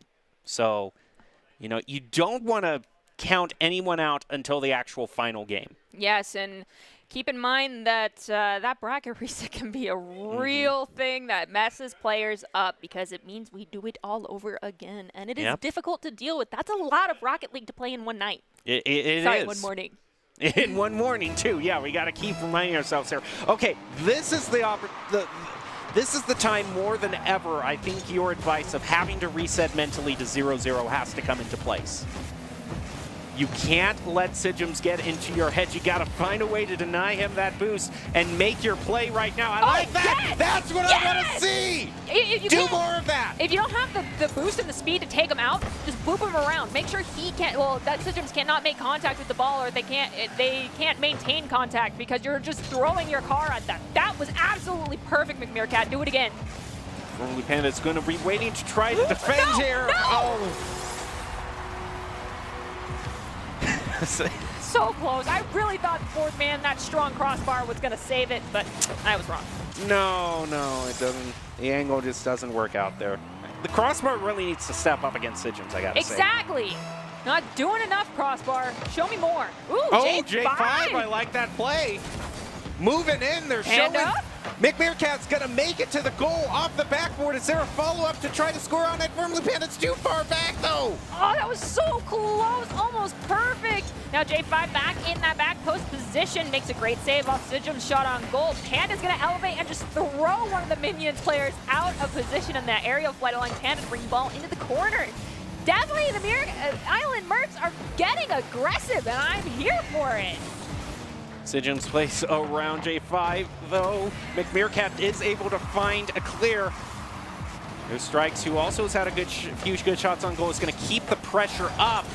And again, they're flirting with danger here, but Formerly Panda sees it. Can he play around Sidgems? That's going to be a tough task, though. And Sidgems, again, it's just been too good in that aerial play. Take the boost away from him. He gets it again. But ball has been volleyed to back there in Sidgem's territory. Formerly Panda's going to get demoed. McMeerkat will return the favor, taking out Cocoa Puffs. Ball is in Merck's back third, elevation from Sidgems. And dunked down from Sidgems. Volk will send the ball to the mid where Cocoa Puff's going to bring it up the wall. Challenged by Formerly Panda, results in the ball dying down here in the corner, corralled by McMeerkat. Can't get away from Sidgems though. Sidgems, someone shut this human being down. Clip their wings. Don't let him take the boost.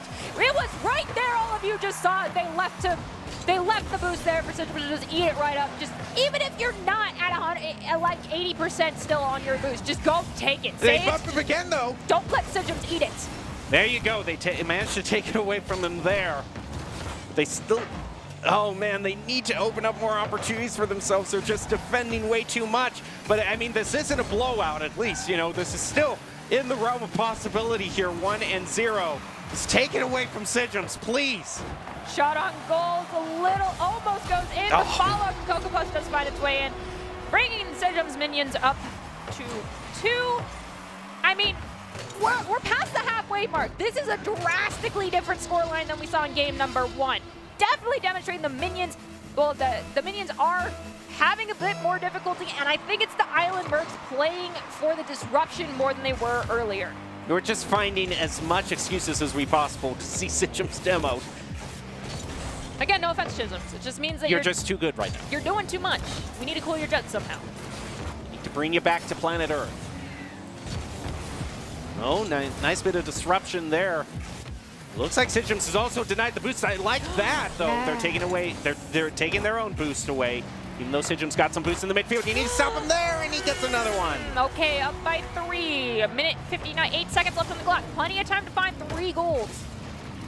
Plenty of time. You just need to shut down the main playmaker here. See if they can do it right now. This kickoff. Sidgems isn't going to win that one outright. McMeerkat might spy a breakaway out. Airstrikes is going to save that. Now J5 and McMeerkat, they both committed on that one, though. You cannot afford in this matchup, especially to do double commits. You have to make sure you're disciplined. Yes! He gets the first goal. Island Mercs still in it. Nicely done, McMeerkat. They're showing that they are alive and not giving up just yet. 2 goals is all they need, and they have plenty of time in terms of Rocket League to find them. They just can't let any more go in for the Minions.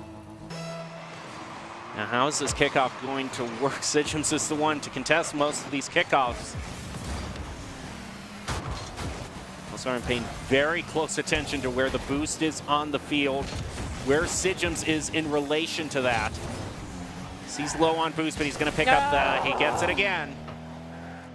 So it's going to be more intense aerial play here. Oh, that was unfortunate between 2 of the Island Mercs players colliding with each other when the ball was hitting the ground. Oh. Airstrikes has a whiff, as does, I believe, Formerly Panda. Ball is sent to the corner. Sidgems sends it to the other side. It's a whiff on the goal shot because it was just too wide and too high. Oh, and those corner boosts have been waiting there for way too long. No. Go take the boost. Go take the boost. Sidgems doesn't need it. Get it. He doesn't need it. Take it. You need it more than he does. There you go. Nicely done, Sidgems. Nice! Don't, they threw him into the corner boost! No! Oh, I was too excited by the fact that they bumped into him. Well, they've taken a lot of time off that clock, though. I mean, the ball has spent a lot of time in Island Merc's territory. However, that was some great defense and disruption play that they played onto Sijum. Ball's been volleyed right back into Island Merc territory. They've got 15 seconds per goal right now if they can prevent this one from going in, but they need to get this ball out of their area. J5 finds the opportunity to do so, but Coco Puffs doesn't get pressured and just easily pops the ball back up towards the mid. McNear Pat goes for the shot. It's going to be saved by Sijum's. J5, though, goes for the rebound play, but is challenged in mid-flight by Coco Puffs. Just 10 seconds left, and it looks like Sijum's Minions are going to be moving on to the grand finals. That, in fact, does it. He gets a hat trick for himself. Most likely the final dagger in the heart for Island Mercs. Sijum's Minions punching their ticket to the grand finals and guaranteeing themselves that they're going to at least walk away with some money tonight. Yes. It's not the end of the road here for the Island Mercs, though. We are still in the upper brackets. They're going to go down to our second chance bracket. We'll have to battle it out there against those teams to bring themselves back to the top. They may face off against Team 1. If they do, I wish you luck. Both these teams definitely have demonstrated some level of prowess and control in this game, but nonetheless, Sijum's Minions have won out because Sijum is not being punished enough. Yep, that's basically how it works out. It's just kind of the main storyline of tonight. Well, overall, I think now would probably be a good time to take a bit of a break. We know who's going to be in the top bracket. We'll be back with the lower bracket to see who can possibly unseat Sijum's Minions. We're going to have to see how tonight turns out. We'll take a break and be back after this.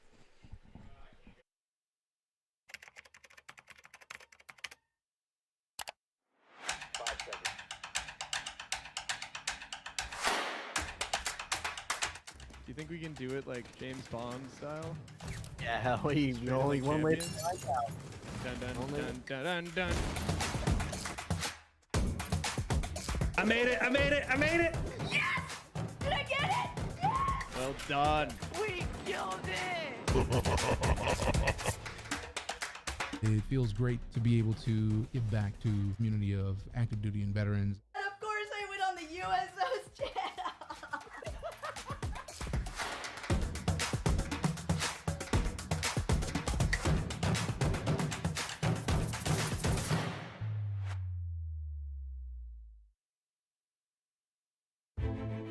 A strong America is a force for good in the world, and the strength of our military is paramount to that mission.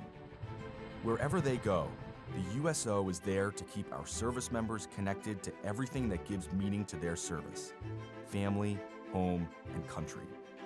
The USO is trusted to support our service members on all 7 continents. With more than 200 locations, Home for Our Troops is as close as the nearest USO center or program. The USO provides critical programming, connecting with service members and their families millions of times each year. From the moment they swear an oath, new recruits are welcomed by the USO's family of staff and volunteers. I'm here to witness my son swearing in. It's nice to have basically a liaison to help people so they aren't as nervous of what their children are going to go through. Separation and constant movement are an ever-present challenge for service members and their loved ones. The USO keeps military families strong, providing connection home and events for families and couples. From the little Christmas events for the kids, or like we had a date night, the USO has given us time, not only together, time with our children, and things to do. When troops are deployed, the USO provides a home away from home to help bridge the distance. On the front lines, a care package, a phone call home, comfort food, a familiar song, or a moment to relax can mean everything. When their military service to the nation is complete, the USO connects transitioning veterans with resources in their new communities and helps them plan for their next chapter. We spend most of our time serving the country, that when it's time to get out, we're usually behind the curve a little. The USO has come in and kind of get us a leg up on that transition so we can make the best move into a second career. We are the USO, the force behind the forces. Go to USO.org to learn more.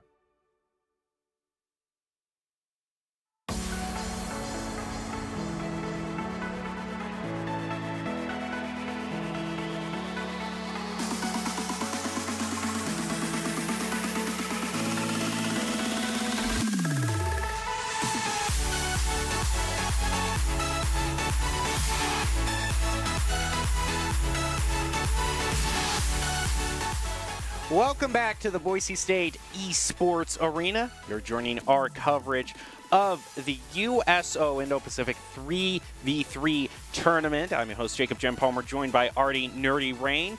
We've currently seen the top bracket be completely dominated by Sijum's Midgems, so now we head into the lower bracket to see who will ultimately get to challenge them for the prizes. Before we get into this next match, though, let's just do a quick recap of just how this event works, where we have been, and what these teams are playing for. We said this is U.S. military active duty from Guam, Japan, South Korea, Hawaii, and Okinawa playing right now. In the morning, it's evening for us. It is almost 10 p.m., so it's almost midday for them. Yeah, I hope you guys had a great cup of coffee this morning, had a great breakfast. I, however, am relying only on liquid water to keep me awake, because if I have coffee right now, there's going to be no sleep for me tonight. Well, they're all playing for cash prizes right now. This is what they're playing for. A $1,200 prize pool.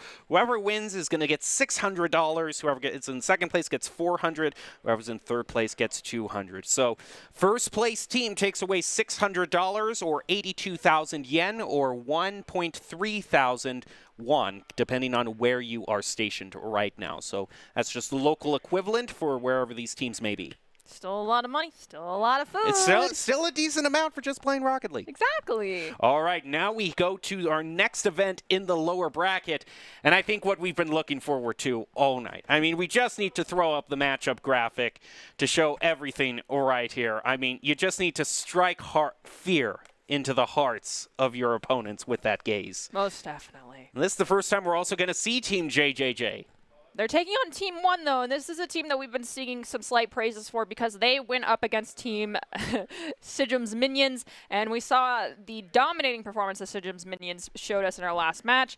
And so to be able to go toe-to-toe with that team definitely means you are here for a reason. Let's see if JJJ can come swinging against Team 1 with as much strength. And the team that we're going to be seeing from JJJ is going to be made up of X-Ray, Captain Churro, which is a great name, and Tormented Ways. So that's quite a mood swing. You know what I mean, from Captain Churro. I seem to recognize the name X-Ray for a reason. I'm possibly one of the LAN events I've casted before that you were at prior to being on deployment, if you were attending school prior to going full-time into the military. But for some reason, that name is familiar to me. We'll have to see if the playstyle is also familiar. If it is, that means this player is a little bit higher ranked than I would anticipate. Well, hey, that might be the one to go up against Sijum. We just don't know. That's true. But one thing about Team JJJ is they did go up against Sijum's Minions before and lost 2-0. So, but right now they just have to focus, you know. I mean, that's a tough team to get, you know, in your early matchup. But overall, how do you unseat the champions? You follow Doc's keys to the game, and that's to create mistakes, punish double commits, use your boost wisely, and most importantly, what we've most been rooting for, bump and demo opponents to disrupt them. Doc's Keys the Game brought to us by USO. Since 1941, the USO has been the nation's leading organization to serve the men and women in the U.S. military and their families throughout their time in uniform. From the moment they join, through their assignments and deployments, and as they transition back to the communities, USO is always by their side. Let's get into this game here. JJJ versus Team 1. Who is going to move on in this tournament and who gets eliminated? Looks like Tormented Ways is going to have the opportunity to push the ball to the midfield, but it's immediately thwarted by Systemic. We have Chai going up against X-Ray for ball possession. Rubix will come back in, sending the ball into the corner. Ball has not left JJJ territory just yet. Systemic trying to stop it from doing so. X-Ray at the mid has their opportunity for a breakaway, thwarted by Chai. Neither team scoring quite yet. And I don't know if I like what I saw there from Team JJJ. It seemed like a lot of their players were bunched up. It seems they have remedied that, no, but we have seen, you know, that double commits, bunching up around the ball. That's been the death knell for so many teams in this tournament thus far. So make sure your rotations are right like that. Set it up for each other. Unfortunately, Rubik is not going to find the goal at the very last moment, but great try. Chai sends the ball into the corner, has to battle it around one. It was Tormented Ways. Tormented gets it away from Chai, but loses possession and control of their car in the mid. Systemic tries to get in there. Tormented Ways manages to regain control, get possession of the ball in the corner. It is going to be thwarted, though, by Rubix, who brings it to the midfield. Pressure is going to be mounting on them fast, so they need to look for a give and go, and it's going to be given to X-Ray instead. Chai is going to try to center it up around the corner. X-Ray denies him. Is going to leave it for Captain Churro. Tormented Ways hanging back on the goal. That's a beautiful save and clear from far, far away, I might say. They are looking to clear the ball and get it a goal for themselves to get the lead. Chai pushing forward, sends the ball at the goal. 2, if not 3, elevate for that save. We'll have to see here. I think 1 was intending to go on the disruption play to Chai. Yeah, we'll say that Captain was trying to do so. 2 then elevated at both. Just couldn't get there fast enough. And that is goal number 1 for Team 1. Moving onward, X-Ray barely getting the better of that kickoff. But right now, the other 2 teammates actually looking like they took a little bit too much time there to get the boost on the sides. That means they fumble a little bit trying to answer that. And Rubix punishes them for that, shooting it right over them and making it a 2-0.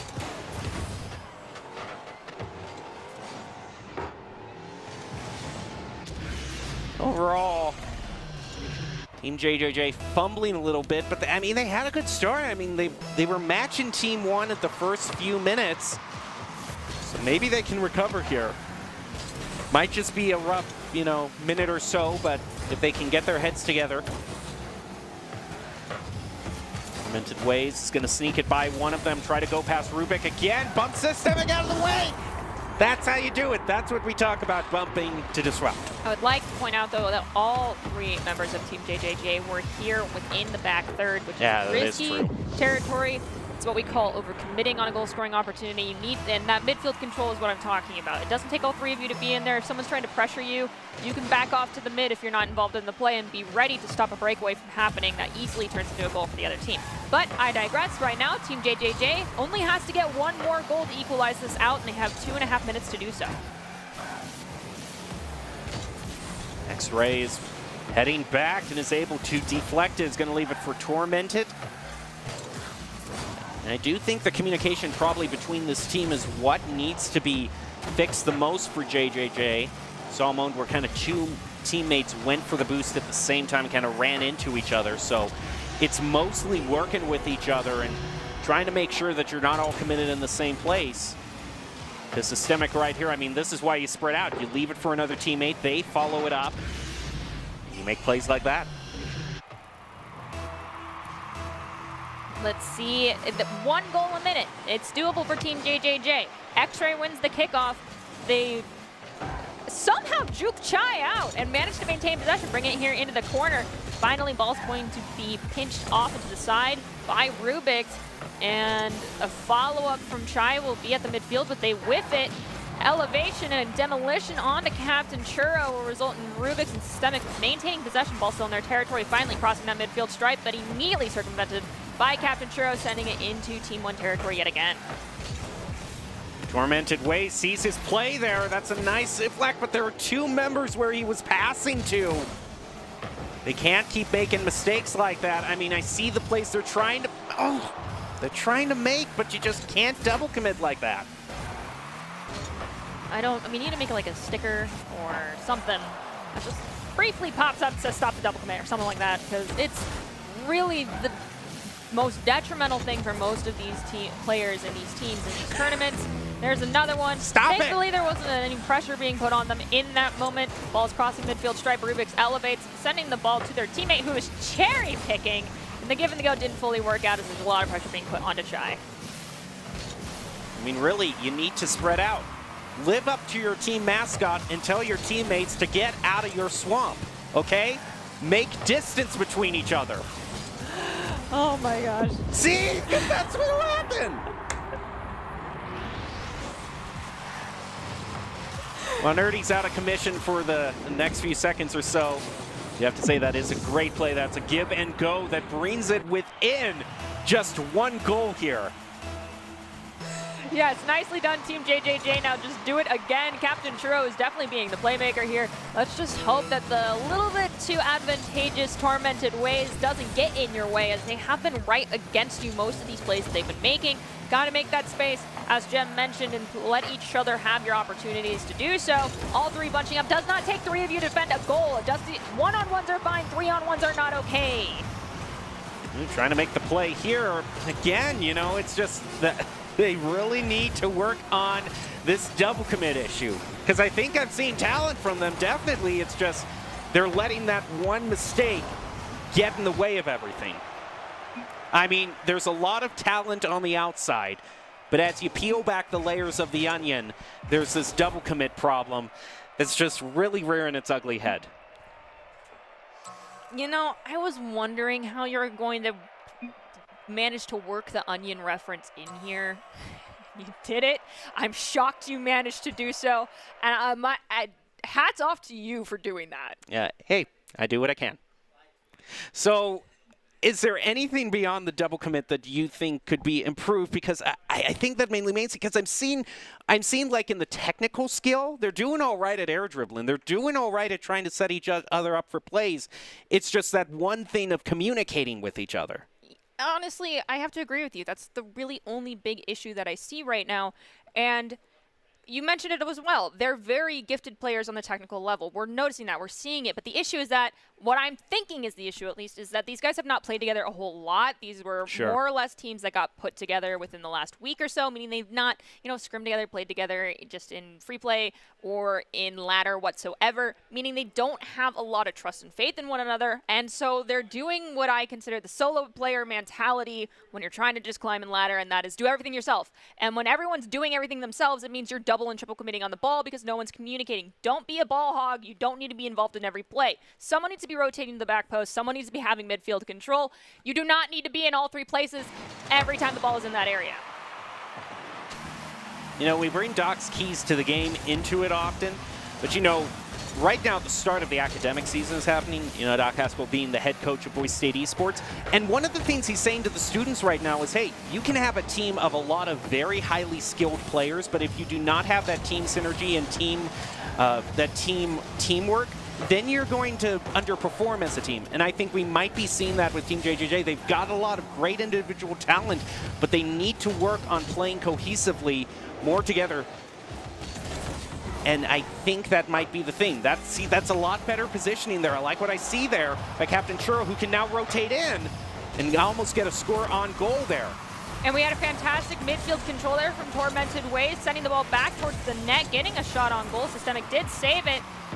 Back rotation to the back post from Tormented and Captain Churro. Tormented will be the one to bring it over across to the side to make a fantastic clear opportunity, but they're running out of boost. They need a teammate. They're going to get bumped around, but it looks like Captain came forward at the wrong angle and actually helped out Team 1 a little bit there. His ball is now entering JJJ's back third.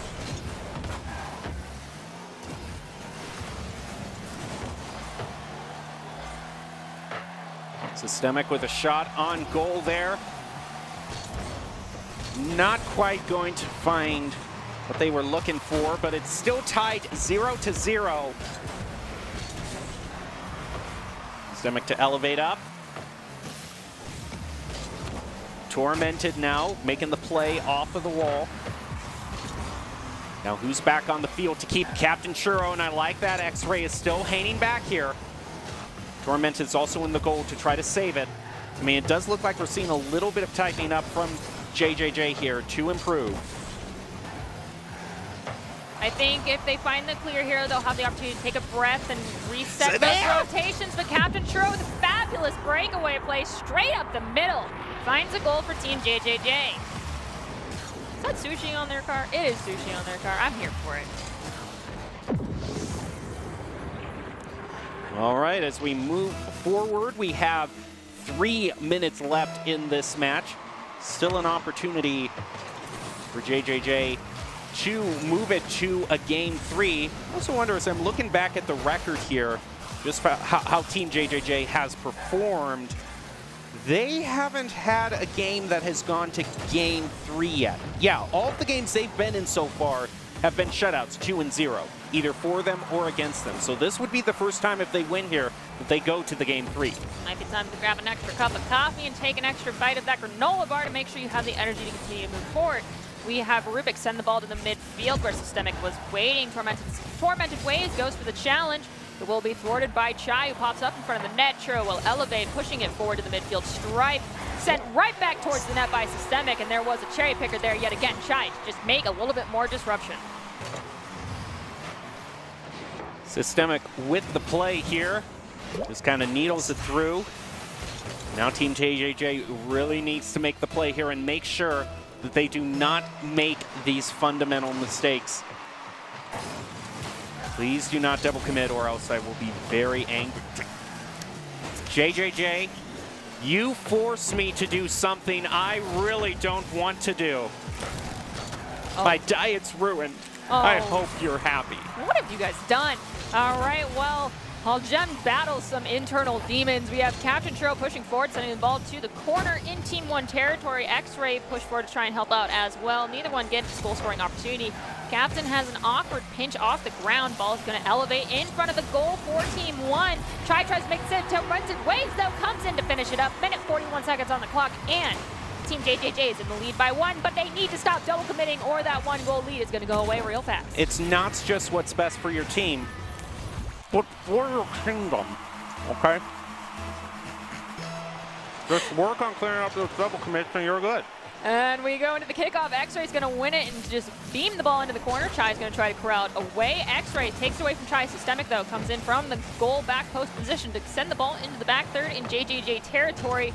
Tormented Ways and X-Ray both need to have a little bit of a conversation there, but X-Ray does manage to get a great clear, immediately sent right back into JJJ territory.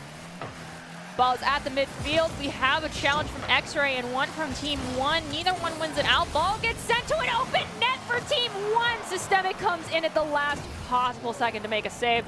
I really thought that was going in. Systemic, you proved me wrong. Ball has not left Team 1 territory just yet. Captain Churro goes for the challenge. X-Ray rotating back, as is Tormented Ways, and Tormented will push forward possession, but pushing it too far and sending it over to Rubik's. JJJ has a narrow lead here and might just draw it to a game 3. Chai's going to drive it around the corner. Not be able to center it up thanks to X-Ray, but an unexpected shot on goal from Tormented Ways, and they double commit on the save. That could open things up here for Team 1 to get the equalizer. We'll see if they can do it. Systemic Haynes back just a little bit to set it up. Looked like he was setting up for Rubik's there, but was not able to get to the ball before JJJ did. Ball is still in JJJ territory, though. We are ticking down to the last 15 seconds here in game number 2. And it looks like we're going to see our first game 3 here live on broadcast for this tournament, unless a goal is scored in the last 8 seconds to send us into overtime. JJJ, you might just do it, or you might put another one in for yourselves. Ball cannot touch the ground, but it doesn't matter. Team JJJ finds goal number 3 with no seconds left on the clock. And we're going into game 3 tied, 1 aside in this best-of-3 series. Woo. This is really turning into a barn burner here. See Team JJJ, that's interesting. They didn't have the total shots on goal and didn't have the side control at all, yet they still found a way to do it. There was quite a bit of time that it seemed like Team JJJ, we talked about it very early on, they were struggling. Like they had in the first minute or so, great rotations, great pressure and field presence. They weren't all bunched up into one quadrant. However, there was a moment in time, and then they somehow managed to score a goal like shortly thereafter, where they were all bunched up. And I said, maybe once they find this clear, they'll, reset those rotations again. They did not. It took them a little bit of time, and then they found their rhythm finally near the end. And yeah, so that's why the side control was heavily in Team 1's favor on that game. Yeah, maybe we just need a recap of Doc's Keys to the game also, what we're talking about here about just getting down the fundamentals, creating mistakes, punishing double commits, and make sure you don't make them yourself. Use your boost wisely and bump opponents to disrupt. I mean, it's stuff that we repeat over and over and over ad nauseum, but it makes differences. Yes, and Gem and I will reiterate, it may not be listed here, but that boost management, well, sorry, that one's there, but the communication is very much so key here. I understand that typically Rocket League, and they just introduced an in-voice game mechanic to everyone that's not aware. There was no in-game voice chat in Rocket League until very recently in one of the most recent updates. Communications are very important at the competitive level for Rocket League to ensure that you are avoiding double commits. Use your comms. They're there for a reason. But you guys are sitting right next to each other, so you should be able to hear one another screaming, "I got the ball," through your headsets. Systemic just trying to waterfall it down. That was almost a great play, and a follow-up by Shy, but a clutch save by Tormented keeps it tied 0-0. What an exciting play to start things off here. And we did just see Tormented cross midfield stripe with the ball, and Captain Churro was right behind them. Captain Churro backed off. I want to see more of that. Don't try to just shoehorn your way into the play when there's no need for it, because it creates opportunities for your team that you're better off with. But Chai, easy goal, no one home. I mean, look, I would probably see it in the replay because it's just such a key cause and effect here. Is the double commit makes them rotate too far up the field. There's no one to go back to back post, and Chai has an easy goal. Yeah, if your teammate's right there, ask yourself, why am I here too? They have ball possession, where should I be? And the answer more than likely is you need to be at back post. Shy, nice shot there, trying to dunk it down into the goal. Isn't going to find it, but they've been really close in how they've been placing the soccer ball so far. Shy moving down again. There's the open goal. Where is JJJ? We had one go for the challenge, one at the mid, and one that is not even on our feed, so they were probably hanging back towards the net doing cherry picking. So something needs to happen.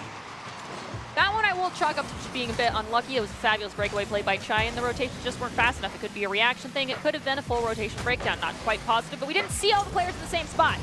Perhaps, though, if the challenge communication that the challenge was whiffed, the rotations would have been a little bit fast. We have Captain Churro pushing forward now, but Rubik's will immediately volley the ball into the back third of JJJ territory. We hear Demo come out onto Tormented Ways, possibly making it easier for Team 1 to find a goal here.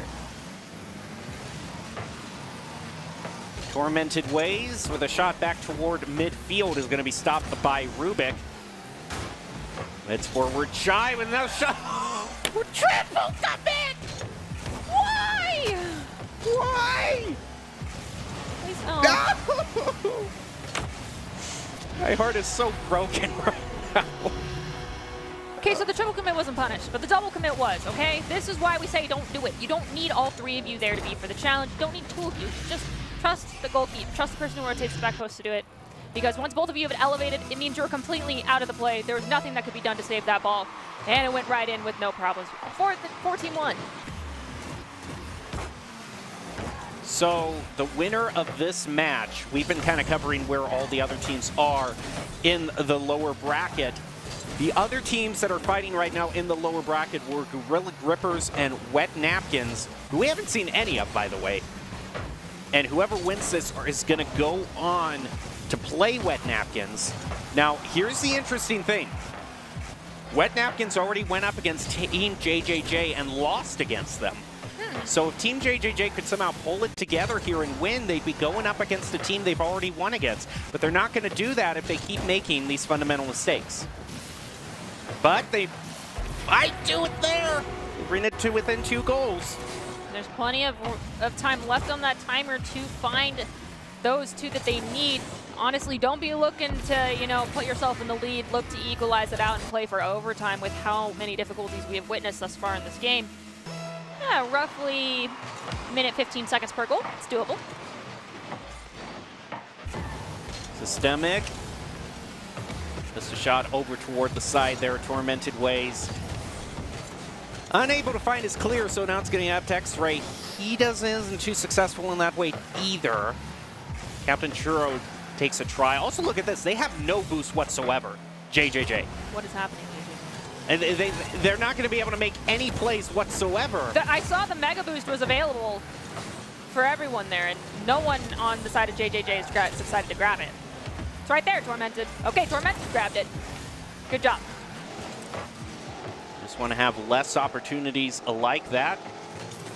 Again, when your team's spread out, you can afford yourself more opportunity to make sure you're full up on boost and resource manage. But if you're all bunched up in the goal, none of you are going to be collecting boost.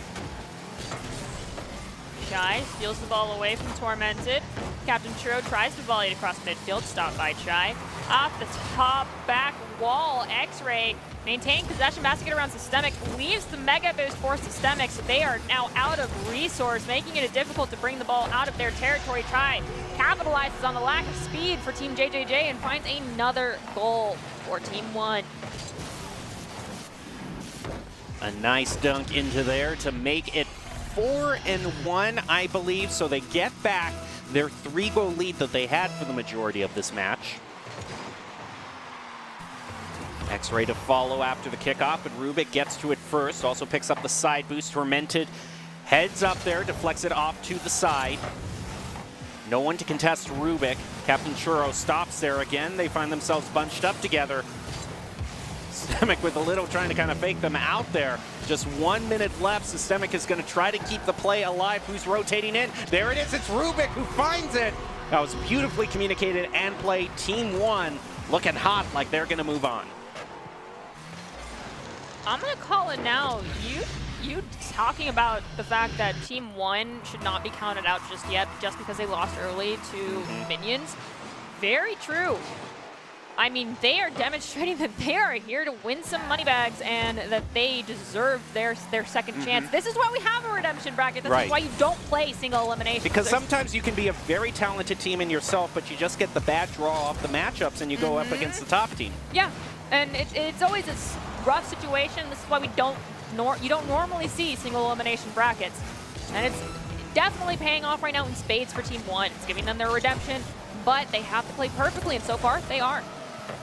Except for that double commit. X-Ray almost capitalized on it, but the rotations, tight corners there, worked out. Team 1 managed to make the save. Well, just 10 seconds left in this fight, and it looks like it's going to be the end of the road for Team JJJ. We just need to count out the final seconds.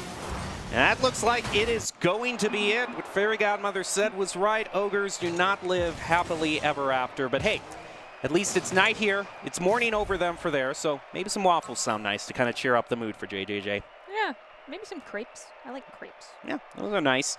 But overall, as we move on, we do want to thank, again, the USO for organizing this tournament. And since 1941, the USO has been the nation's leading organization to serve the men and women in the U.S. military and their families throughout their time in uniform. From the moment they join, through their assignments and deployments, and as they transition back to their communities, USO is always by their side.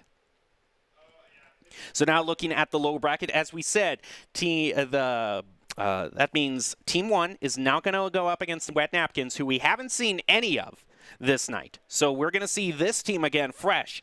And then whoever wins this goes up against Island Mercs to decide who goes to the grand finals. Be very interesting if Wet Napkins can manage to get a foothold here. They did lose out against Team JJJ 0-2, if I'm not correct.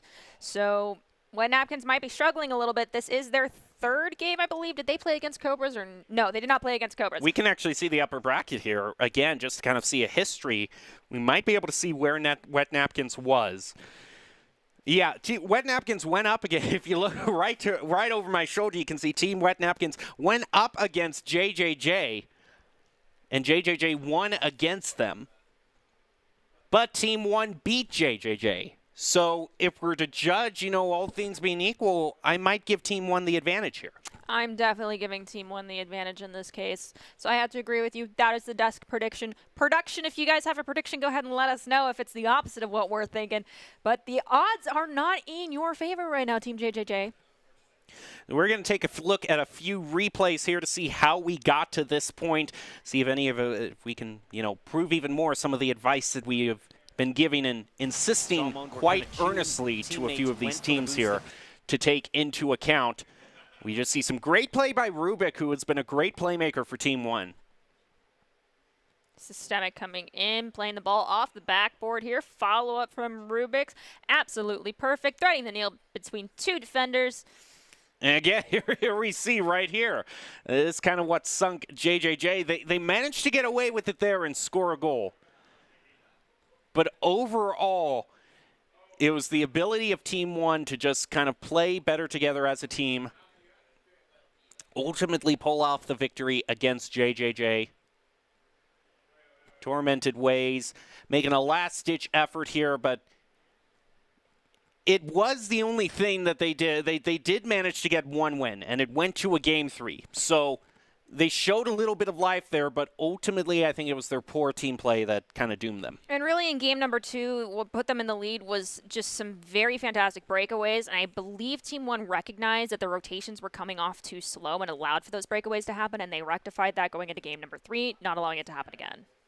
Yep, and once you're able to recognize the issues that are plaguing your team and make the adjustments, you're rewarded with wins. So now we're just getting ready for Wet Napkins to go up against Team 1 here.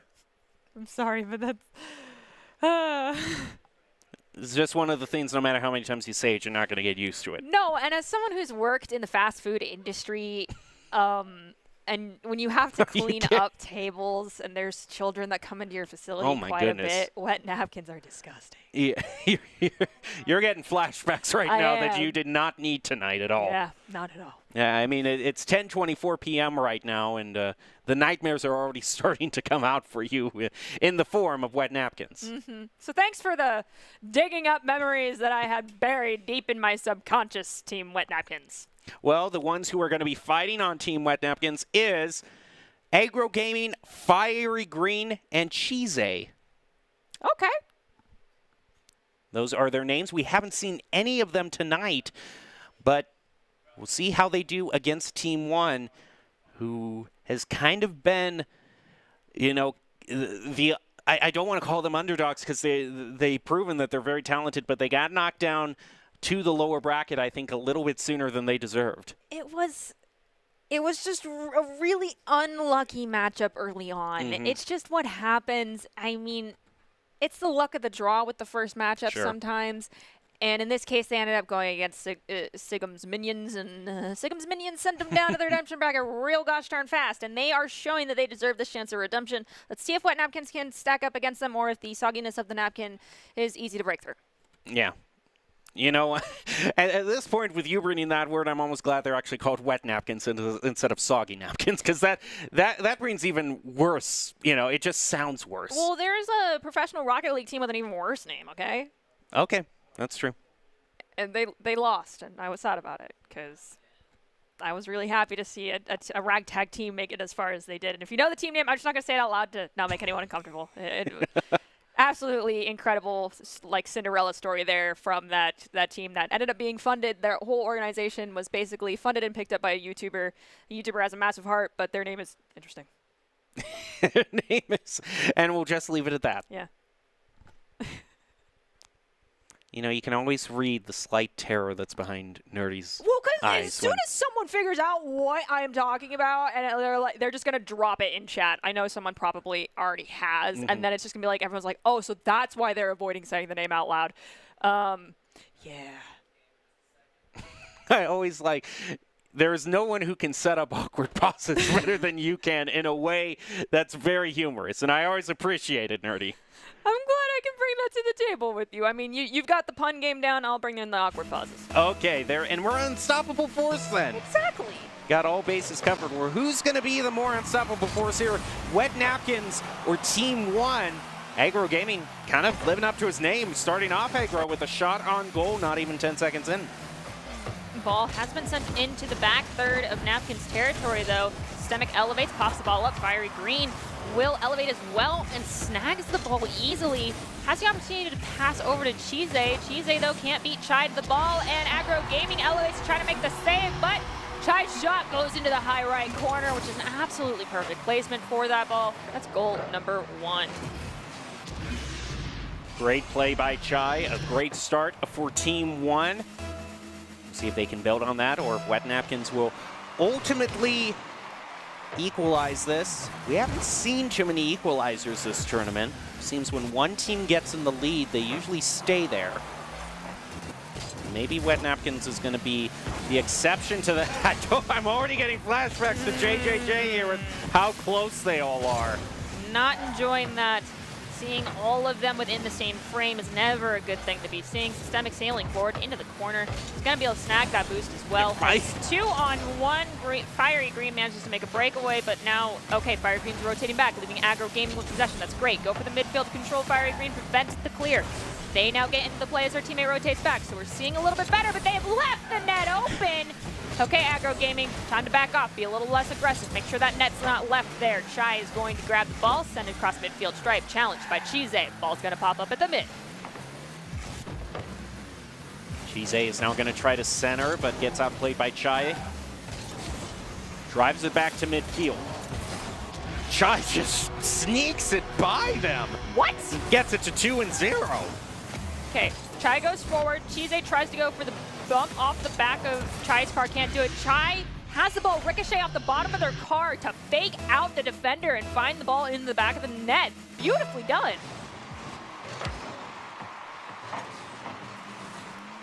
Systemic elevates up to set up the play for Rubik, who sees it, and again, back-to-back goals makes it 3-0. Wow.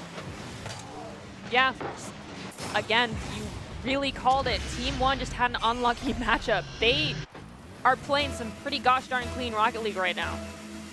Looking back at the winner's bracket right now. Yeah, Team 1, okay, Team 1 started out the upper bracket by having a bye and then immediately going up against Sigm's Minions. So, I mean... They didn't have a warm-up. They didn't have a warm-up, and maybe if they're warmed up right now, if they're more into it, they might do it. But remember, Sigm's Minions is just sitting back during all of this. Yeah, they get to relax and actually recoup some energy, whereas these teams have to go through the redemption bracket. It is back-to-back gaming. There is no stops, no opportunities to really take a quick breather. So hopefully, whomever makes it out of this series, out of this bracket as a whole and goes into the grand finals, they really take the break that we will give them to recenter themselves, grab some water and stretch their legs, and come in fresh as they can. The breakaway over to Chai. Is going to take their own boost and actually kind of fumble right there, but Systemic is waiting. Bail them out.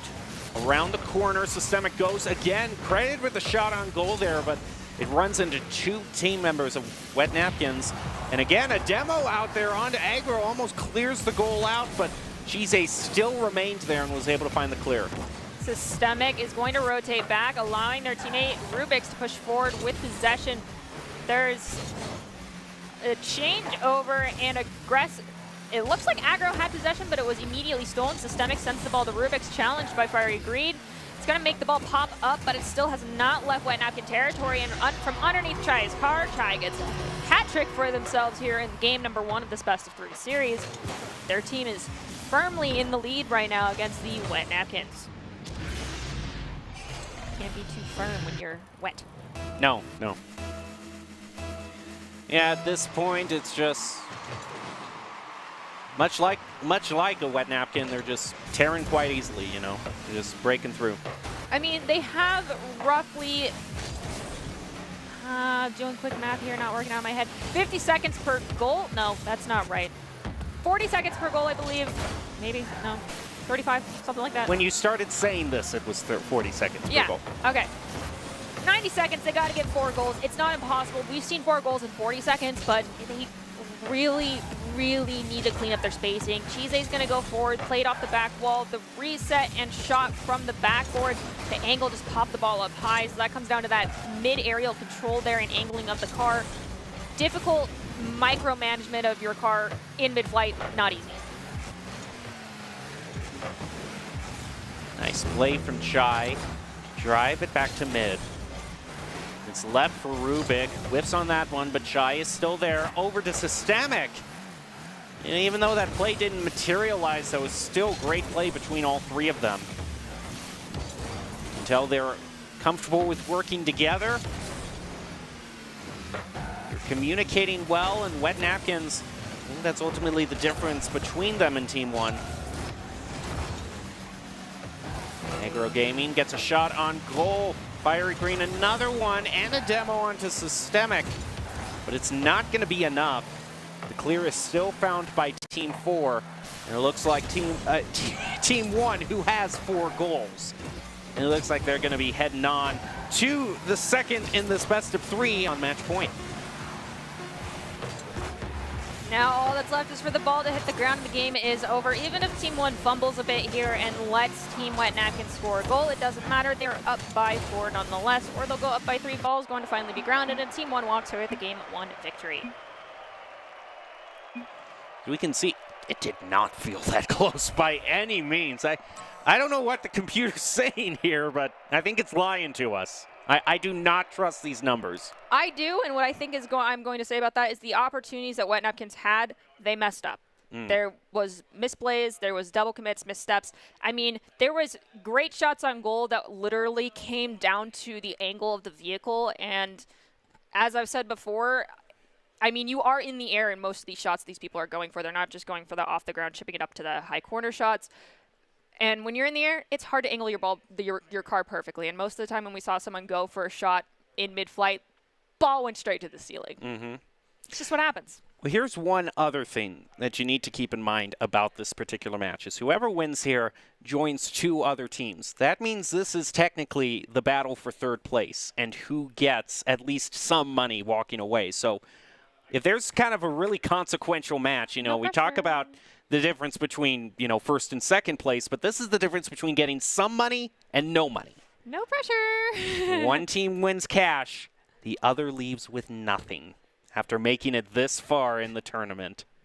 So who is ultimately going to win? Wet Napkins needs to pull off the reverse sweep here in order to win, but it looks like Team 1 might be on their way to guaranteeing themselves at least a cool 200. Yeah. I mean, Wet Napkins is not impossible, but y'all really got to clean up some things. I don't know if you have someone listening to us. I don't know if you have the stream pulled up.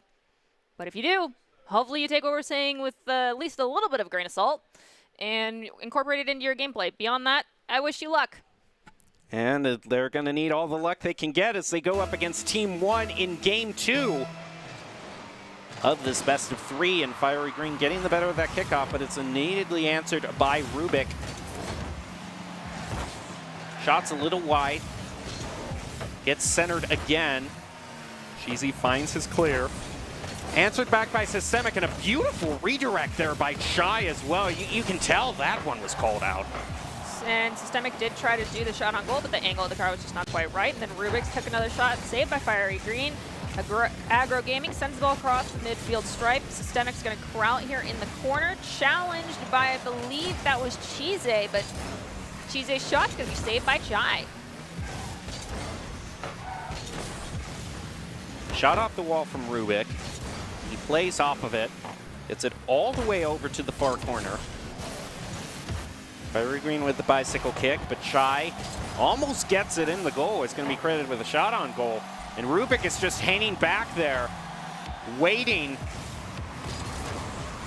A little bit of a run in there, but pretty uncharacteristic of how Team 1 has been performing overall. Rubik misses there. Shy's waiting. They're still kind of slow playing this. I'm seeing a little bit of over-rotation now coming out from Team 1, and I think that's why they haven't quite scored a goal yet, because they're recognizing that there's some mistakes happening and they're trying to fix it on the fly. And so as opposed to trying to go for a goal that would leave them in risky territory, they're trying to reset these rotations, and we have seen that finally happen. As Rubik pushes forward from that mid-control position, we have Chai rotate to get Boost and Systemic in that back post position, but now all 3 are bunched up again. Chai goes for the breakaway play, manages to find it, so double elevation from 2 Team 1 members. They do get a shot on goal, but Aggro Gaming's going to make a great save. Ball at the mid.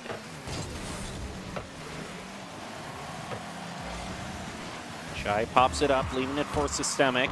Systemic doesn't really have the boost to contest with Fiery Green.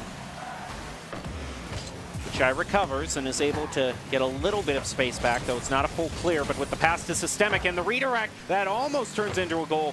But Fiery Green with the save keeps it tied 0-0. Fiery Green to challenge Systemic. Systemic with the better hit there and a redirect over the backboard, deflected by Cheese. I'm still seeing a lot of great plays by Team 1. They do lead in shots on goal 4-2.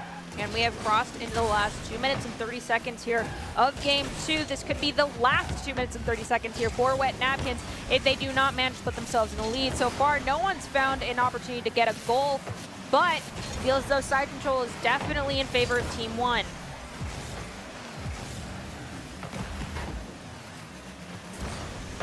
Shy with the shot on goal and finds it. Wet Napkins not quite quick enough to defend against that one. I also wonder as I see the replay, yeah, look at that Systemic. with that bump earlier on to clear out the goal. That was some great team play by them, leaving it open for an easy shot for Chai. 2 minutes on the clock. Wet Napkins looking for the equalizer now. Fiery Green after kickoff is just forced out of the way, so they can't even follow up their opportunity created. Chai comes in, sends the ball into the back corner. In Wet Napkin territory, Chai goes for the challenge to prevent the clear, but it is going to be found by Fiery Green, who gets it even away from Rubik. For just a moment, Nagro Gaming comes in to make sure possession does not fully switch over. But Systemic tries to bring the ball to the mid. Off the backboard, Chai leaving it for Systemic. Almost finds it. Agro with the save. Now looking for the clear, denied by Rubik. Fighting in the front post, sets it up again for Systemic. They're not going to find it. But it's just adding more and more to the shots on goal, which is now up to 7 for Team 1. Wet Napkins still stuck at 2. Now with that 8th shot on goal, they get another one. 2-0. Chai has definitely been a force to reckon with here for Team 1. In the last game, they had I believe they had the most accolades. They're on my list of players to watch over here that I've been building out, as well as I've been keeping track of a lot of other stats that may not be necessary later on. But Shize goes for the shot on goal. It's going to be too wide of the net to be accredited. Ball's at the mid with some awkward rotations coming out now for Wet Napkins. Chai pushes forward, gets it around one, but can't get it around the other. Their teammate Systemic getting demoed by Fiery Green. 1 minute left in this match, and Team 1 has a fairly comfortable 2-0 lead. It's still about 25 seconds per goal for Wet Napkins. The time is rapidly running out for them. And the ball very firmly in the possession of Team 1. Although that demo onto Chai might open things up for Wet Napkins here. Agro has it stolen away from him by Rubik. But it's quickly answered back. So Team 1 is going to be on the defense again. And this is getting interesting now. This was a fantastic play. There was no one in place to prevent this goal from going in.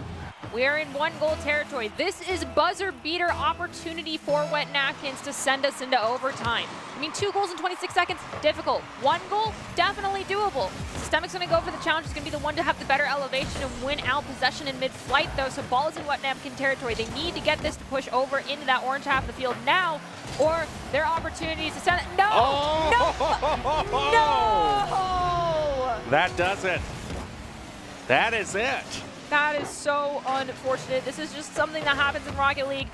You're either, I mean, it's the lesser of 2 evils. Either you try to go make the save and it ends up going in just based off an awkward ricochet, or you don't even go for it and the ball goes in nonetheless. So hats off to you for even trying to be there, but it's just the way the cookie crumbles in Rocket League. Sometimes you are the reason the goal is scored on your team. And there you go. Team 1 advancing further on and just dominating in the shots on goal. So they move on to the lower bracket finals. They're going to go up against Island Mercs. And it's down to 3 teams. And congrats for Team 1 of guaranteeing you're going to get some money tonight. So good job to them. What's interesting, though, to point out is that this next matchup, both these teams, I believe, if I'm not crazy, were knocked out of... Let me see here. Wasn't Island Mercs knocked out by Sigum?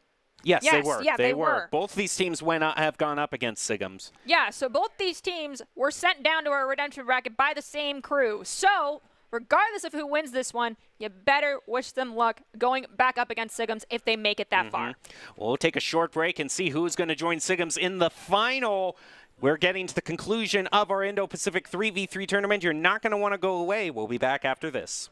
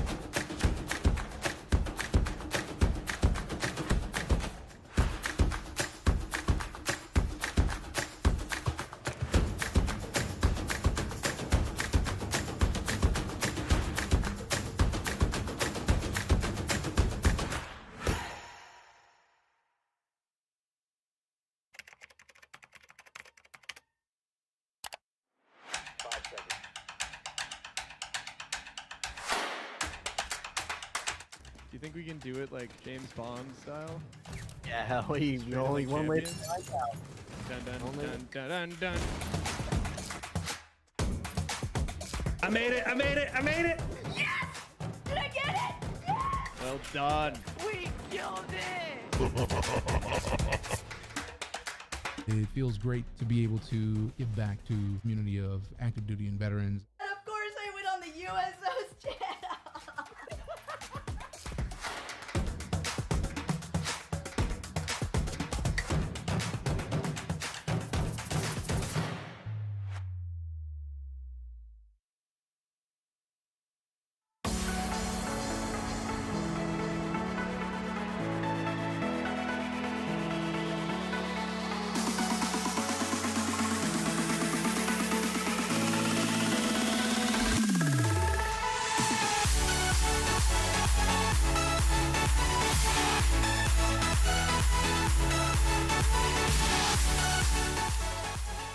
Welcome back to the Boise State Esports Arena. You're watching the USO Indo-Pacific 3v3 Championship. It has been a long night, but we're drawing toward the gradual close of it all, with now us down to the lower bracket finals to find who will go up against Sigm's Minions in the grand finals. I'm your host, Jacob Jem Palmer, joined by Artie Nerdy Rain. So overall, it's been quite a night. We've seen great plays, we've seen less than great plays, but now we get to some teams that I think have some really true talent here, and it's both of them have great talent in themselves, except that they went up against the powerhouse of Sigm's Minions. Yeah, you guys both got unlucky. I feel like one of you got unlucky earlier on. Another one of you guys just had to face them after they'd fully warmed up. I actually think if we bring up the bracket again, we can see, you know, the upper bracket that we had been filling in and how things turned out earlier tonight. We can see that both of the teams we're about to see here got the unlucky draw of going up against Sigm's Minions, so they have been having to duke it out in the lower bracket to try to fight. And not to mention, whomever ends up winning this match and goes up against Sigm's Minions if they win the game against Sigm's Minions in that best of 3, they don't just have to do it once. They have to do it twice for the bracket reset. So a long road ahead for them. But here we go. In the lower bracket finals, it's Island Mercs versus Team 1. We're just about ready to head into the match and see how everything turns up. But again, let's take a look at how we got here and how the night has shaped out. We can either take a look at the bracket or take another look at just kind of the rules in general of how this night has overall worked out. And it's U.S. military active duty from Guam, Japan, South Korea, Hawaii, and Okinawa have been fighting it out tonight in the double elimination bracket, with all matches being a best of 3. They've all been playing for cash money. The prizes at stake have been a $1,200 prize pool, with first place taking home $600, second place taking home $400, and third place taking home $200, split between the teammates. So we at least know we're now in the money stage. Yes, and this is where things get important. No pressure. Now it's just deciding who gets how much money. And it's all down to how they play these individual matches. All I got to say is don't get greedy. I know it's for money, but don't get greedy. Don't get greedy. I love how you sum that up. Even though it's just for money, don't get greedy. I mean, these teams, at least we can basically say that they're not the ones we've been screaming at about their double commits as much. I mean, we do yell at them a little bit. We've not yelled as much about double commits from these teams as we did earlier in the broadcast. So when there's a lot at stake here, and money is always, you know, a big thing to be playing for, not just bragging rights, the want to get overly aggressive and be the playmaker 100% of the time tends to make people greedy. Don't let that happen to you. Don't overextend, because that is something we have seen unseat many teams tonight so far. Shy with the demo onto McMeerkat. Trying to look for a hole in their defense. Already plays it around 1. The ball's at such a shallow angle that it's really hard for them to make a shot on goal right now. Tries to set something up, but it's just too slow, so J5 gets it clear, sending it to McMeerkat. But McMeerkat immediately loses possession to Systemic. Ball is sent back to J5 in the corner on their own territory. Played around 1, can't get it past Chai, who pushes it back against the Island Mercs back wall, but no goal is scored. J5 makes a fantastic clear, but they're gonna have to battle it out around all 3 defenders now. and they have very little help from their teammates. So far, they've just been playing keep away. Ball is back into Island Mercs territory. Rubik slow playing this a little bit, but it doesn't work out for him. It gave enough time for McMeerkat to get a little shot of his own, but still fighting in midfield for it. Rubik again shoots it toward goal, bumps one out of the way, leaving it open for Systemic. The shot is deflected yet again by Island Mercs.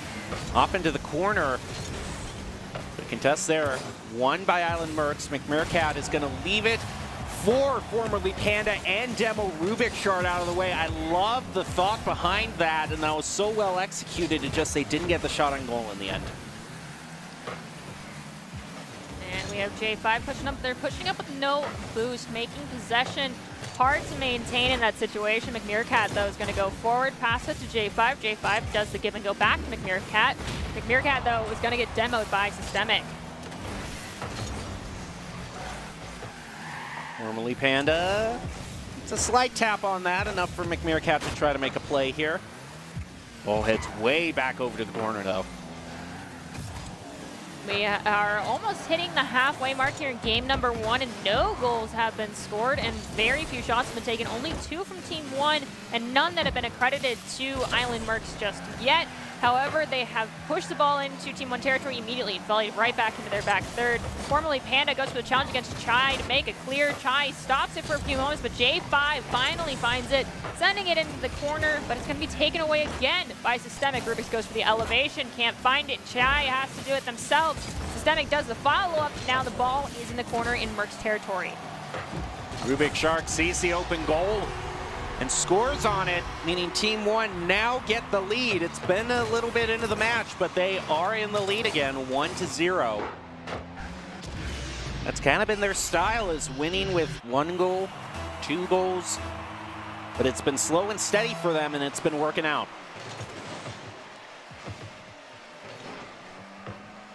McMeerkat's going to take the ball off the back wall, but lose control. Chai off the ground finds it for themselves, and that is another goal for Team 1.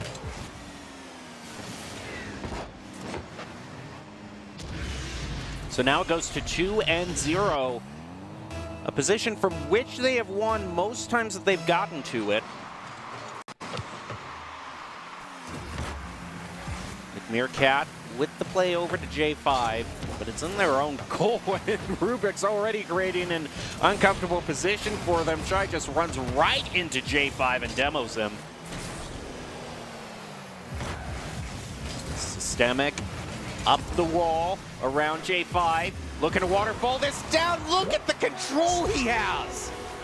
Beautifully played. Fabulous. Absolutely fabulous. They aren't able to rotate back in time. McMeerkat just left chasing after. We won't talk about it, McMeerkat. You didn't at all get a touch on that ball. Not at all. His next kickoff, McMeerkat and Systemic both at a 50-50, but neither was going to win it outright. Gets played over Rubik. Formerly Panda trying to open something up, but Systemic closes the door on that one. Rubik Shark shot on goal and a demo onto McMeerkat. Did he use the soccer ball to get the demo there? I wish I had a button up here that just allowed me to clip some moments myself so I could look at it real fast, because I need to know what went down there. I don't think, can the soccer ball do I that? don't think so. I would think that would be highly problematic for the nature of the game if it could. I really just think the timing was absolutely perfect so that the demo did happen, but it looked like the ball did it. Either way, I'm sorry that you got demoed, my friend. I didn't think you were going to get demoed. Shot over to the side from Systemic, sets it up beautifully again. The give and go. And just for show at this time, 4-0. At this point, 4-goal deficit. I think we have less than a minute now left on this clock. It's going to be really difficult to make that up. That's literally a goal every 10 seconds if you're here rooting on the Island Mercs. But nonetheless, Island Mercs have made it very far in this tournament, but this will be their GG good day to us. I was going to say good night. That's only for us here in Boise, to everyone else who is watching from around the world, because these guys are much further away than we are. it's your good morning.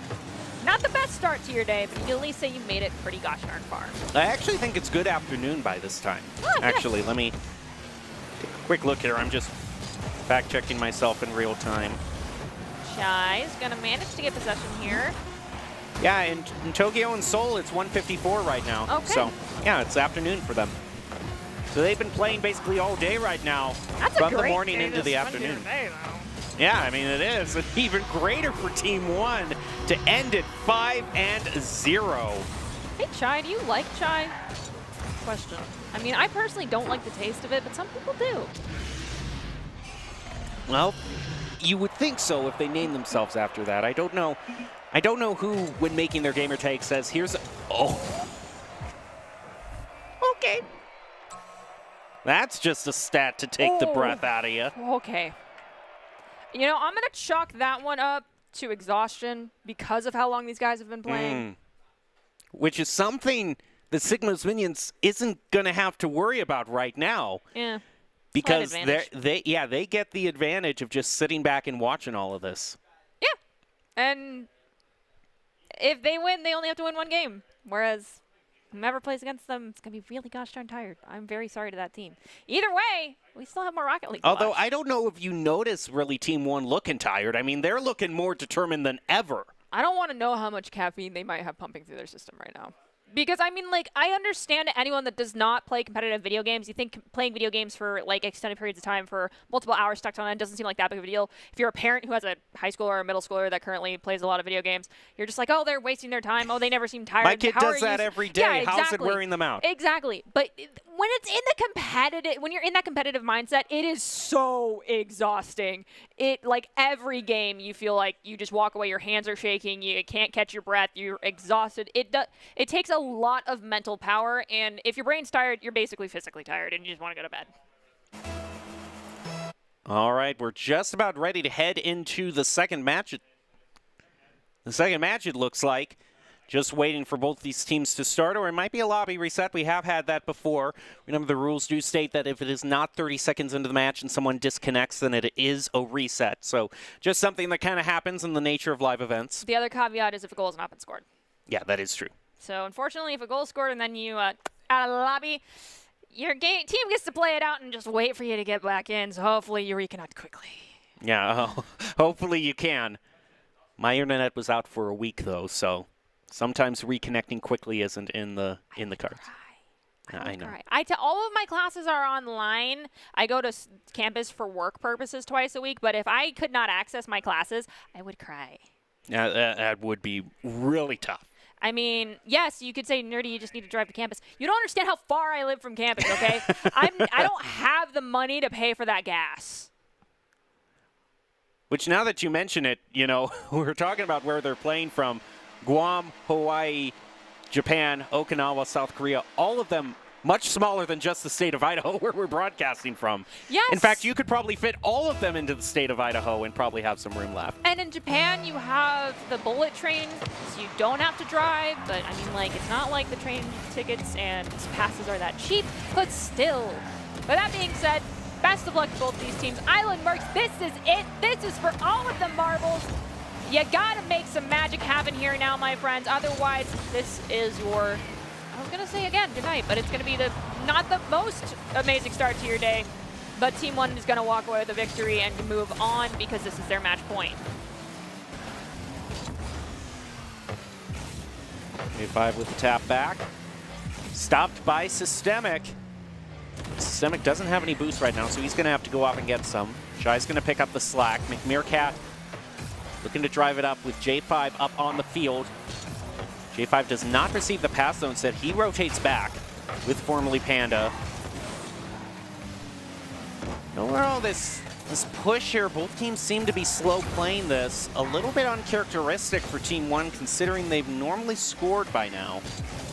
Maybe they're realizing that if they win this match, I mean, they do want to win this one, and Chai has scored the first goal just a little bit past the minute mark.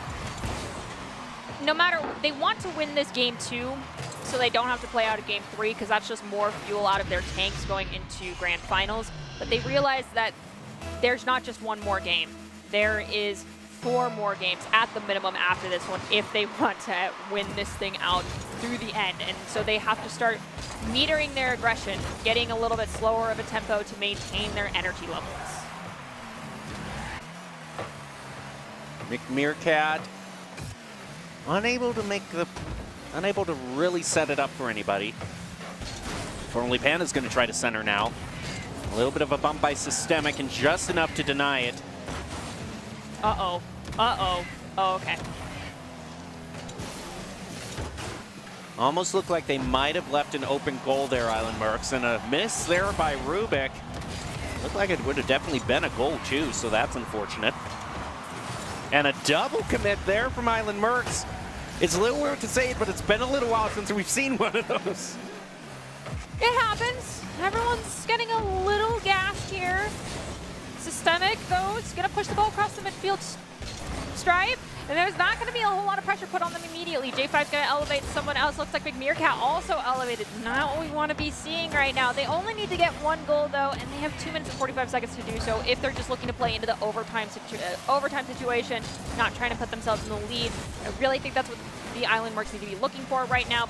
Ball is in Team 1 territory, and McMeerkat is going to find that equalizer for the Island Mercs. Now things are all even again. That's really Chai, just a split second off in the timing there. Leaves it for Island Mercs. J5 wins the kickoff, but Systemic comes in, gets a beautiful angle on that redirect, and the ball sails past 2 defenders who are in mid-flight. That's just gorgeous. So they didn't really get to have a tied game for that long before Team 1 just got back into the lead. But Team 1 really wants to find another goal for themselves and then maintain that 2-goal lead, so there is no opportunity for a buzzer beater to send us into overtime. It always really sucks when you think you've secured the victory, but then right at the last second, someone's kept the ball alive and it goes into the net. Ooh, J5, I see you. Nice demo onto Systemic. Question is it really going to turn into anything? There's plenty of time for Team 1 to recover. McMeerkat, aggressive shot toward the goal. Shai saves it. J5 follow up. Systemic just barely with that reflect. 2 very good shots on goal back-to-back from Island Mercs. McMeerkat crawling the ball here, tries to get it away from Chai. Chai has their teammate come in, trying to help them out too. Systemic collides with one at the mid.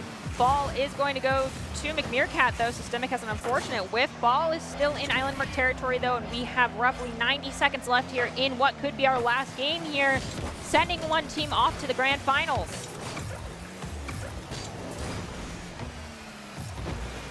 Formerly Panda picks up the corner boost, but isn't really able to do anything with it.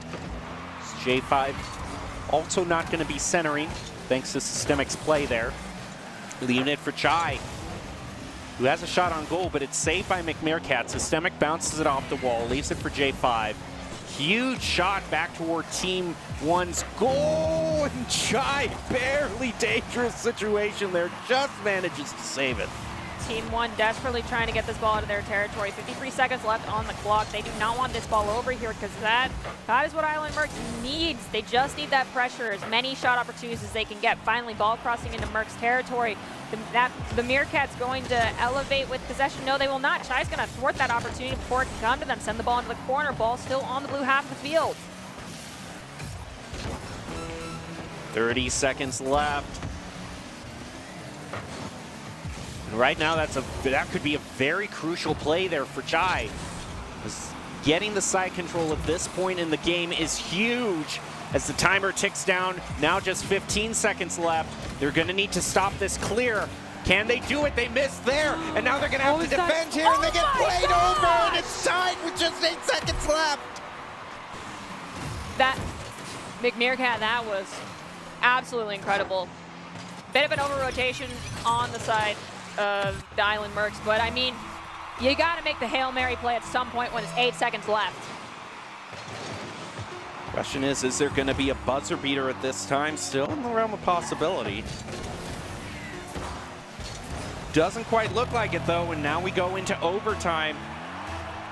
our last overtime was shut down extremely fast with a goal almost being scored directly off kickoff. Chai has the ball ricochet off the ceiling, so Systemic's going to have to come in. Systemic shot, well, Chai's shot's going to be too wide. The follow-up shot also too wide. Rubik's forced to rotate back. This is not where you want to be playing aggressively. You need to be playing safe and looking for mistakes to be made by the other team rather than opening up mistakes yourselves. We just saw Team 1 actually collide with 2 players on the offensive push. Team 1 has been playing for so long, though, that you know that they would just love to win this and just go back for the rematch against Minions. Systemic sails the ball over one, dunks it down for a teammate. That teammate's going to be Chai. Can there be another touch from Rubik's to close it out? There is, and Team 1 will win out against the Island Mercs in a 2-0 victory. Game 2 going into overtime, 3-2. Nicely done. Island Mercs, send off your friends here from Team 1 with the best of wishes. Tell them to take down Sigum's Minions because they sent you down to the redemption bracket, and only one of you can make it out alive. Overall, a great match between these two teams. Team 1 now finding themselves in the grand finals. Another thank you to USO for putting on this tournament. Since 1941, the USO has been the nation's leading organization to serve the men and women in the U.S. military and their families throughout their time in uniform. From the moment they join through their assignments and deployments and as they transition back to their communities, the USO is always by their side. Now we get to the grand finals. Nerdy, you have an encyclopedia of knowledge in front of you right now, of notes you've taken throughout the whole game. Well, okay, so I'm going to not shine the light here on Sigum's Minions. Y'all had a pretty smooth sailing process, but Team 1 started out on a bye. You mentioned that. And then got knocked out 0-2 against Sigum's Minions. Also unfortunate, sent to redemption, and then they dropped one game to JJJ and have not dropped one since. But that does mean they have been playing continuously basically since we first saw them. They have not stopped. They are tired. And if they are to win this and get the whole enchilada, they got to do it again. And they're looking to do it in no reverse sweep territory. They want to do 2 games and then 2 more games. But the question is, can they? Do they have the mental stamina? Do they have the mental prowess and the level heads to do so? Because when all the marbles are put out, that pot is looking awfully shiny. It's difficult to not start messing up. But they are the only team tonight thus far who has taken a game away from Sigum's Minions. They're the only team that's proven they can win against them. So here's a question I want to pose to you. If we look at the replays right now that we can see, we'll see that no doubt that the way, we're actually going to see Sigum's Minions to give kind of a recast of the terror that they're going up against right now and the player that is Sigum's. But one thing you'll notice is that the difference between these two teams, I think, is like Sigum's Minions is a team just built around feeding Sigum and just giving him the ball to play. Whereas Team 1 is a team, their goals are usually spread out between the teammates. So you have a contrasting here, a team with a very talented player who makes almost all the plays, and a team that is more spread out in their talent and works together. Now, you in your esports career, Nerdy, I'm sure you've gone up against some teams that have had just like one insane player that try to feed them. What's like the strategy since you've been there?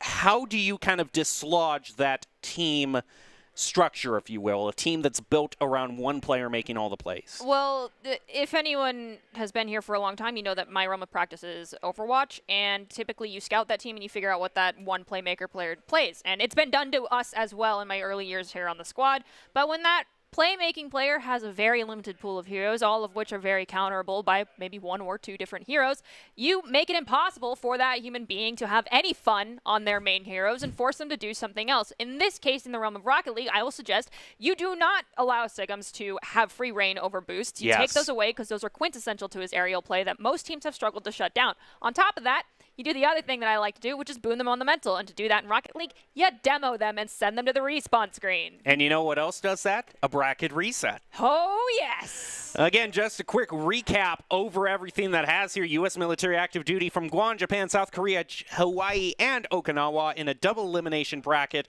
with all matches being a best of 3. So this could be a full bracket reset that we see here.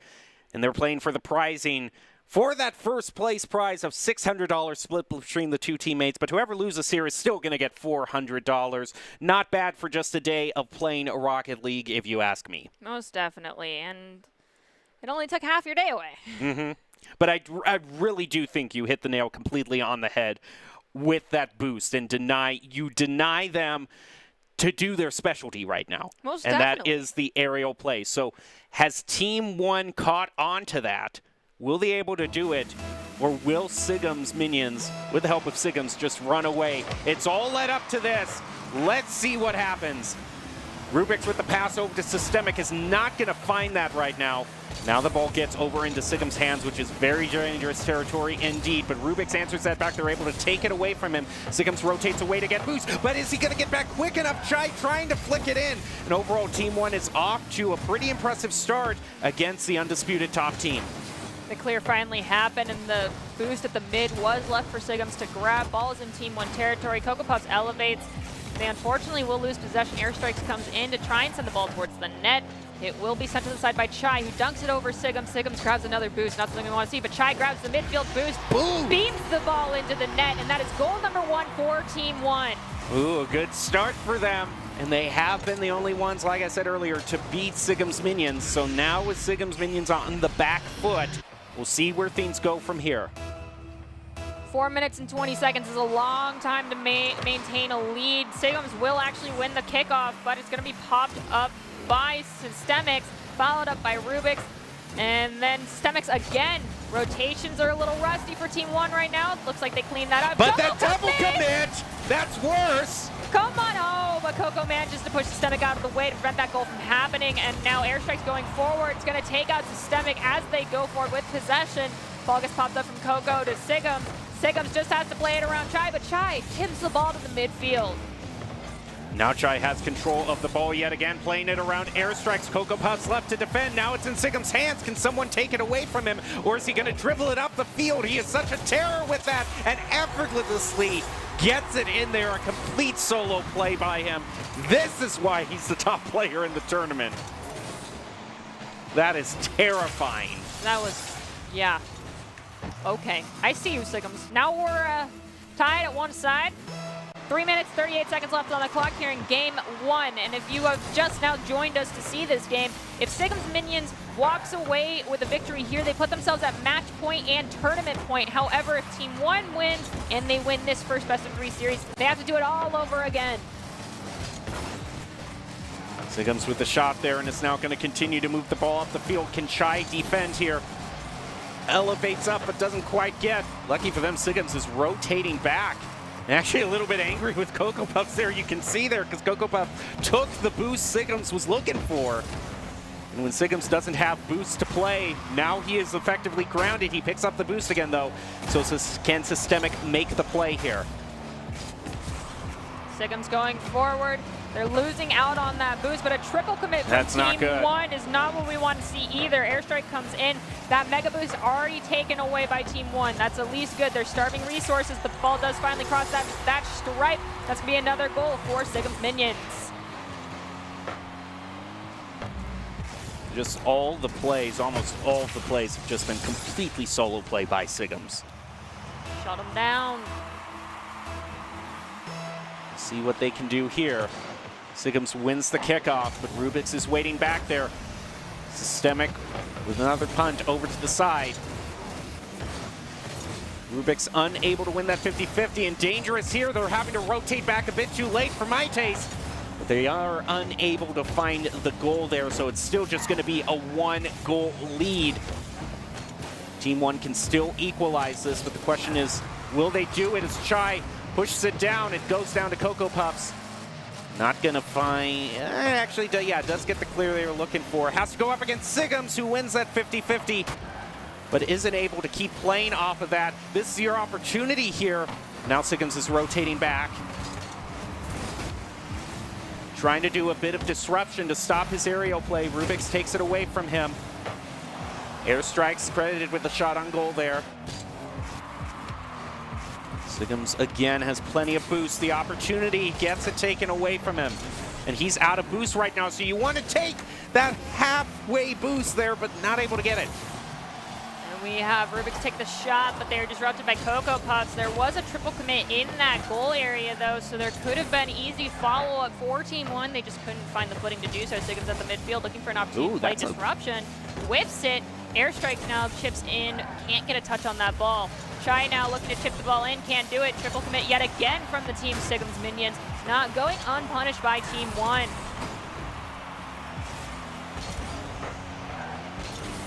Nice shot from Chai. Puts it into the near corner. But off goes Sigums. Can Systemic win against him? Yes, he can. Still within the realm of possibility. 1 minute to make up 1 goal. Shot from Sigums. He's no doubt going to play off of it and score again and get the hat trick.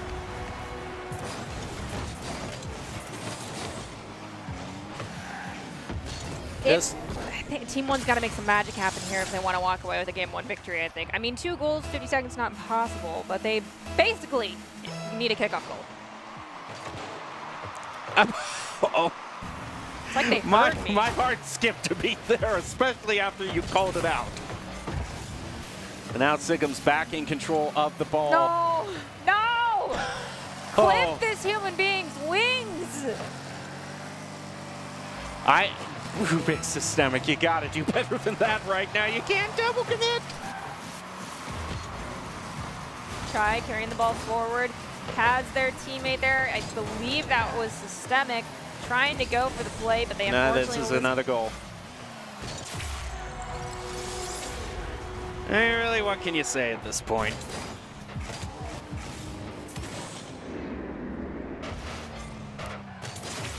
Sigums is undoubtedly the best player in this tournament. The whole team is built around him. Even the team name acknowledges that fact. The team name is Sigums Minions, as the other team are just the minions to enable Sigum. So I made a rough estimate during one of our breaks here that I believe that Sigums is either is in the range of Diamond, possibly Champ here for Rocket League, which is pretty decent as far as Rocket League players go. And so I have no malice against Sigums whatsoever, nor the Sigums squad, but I'm always one here for the underdogs, and so therefore I'm rooting for Team 1, but they're struggling here.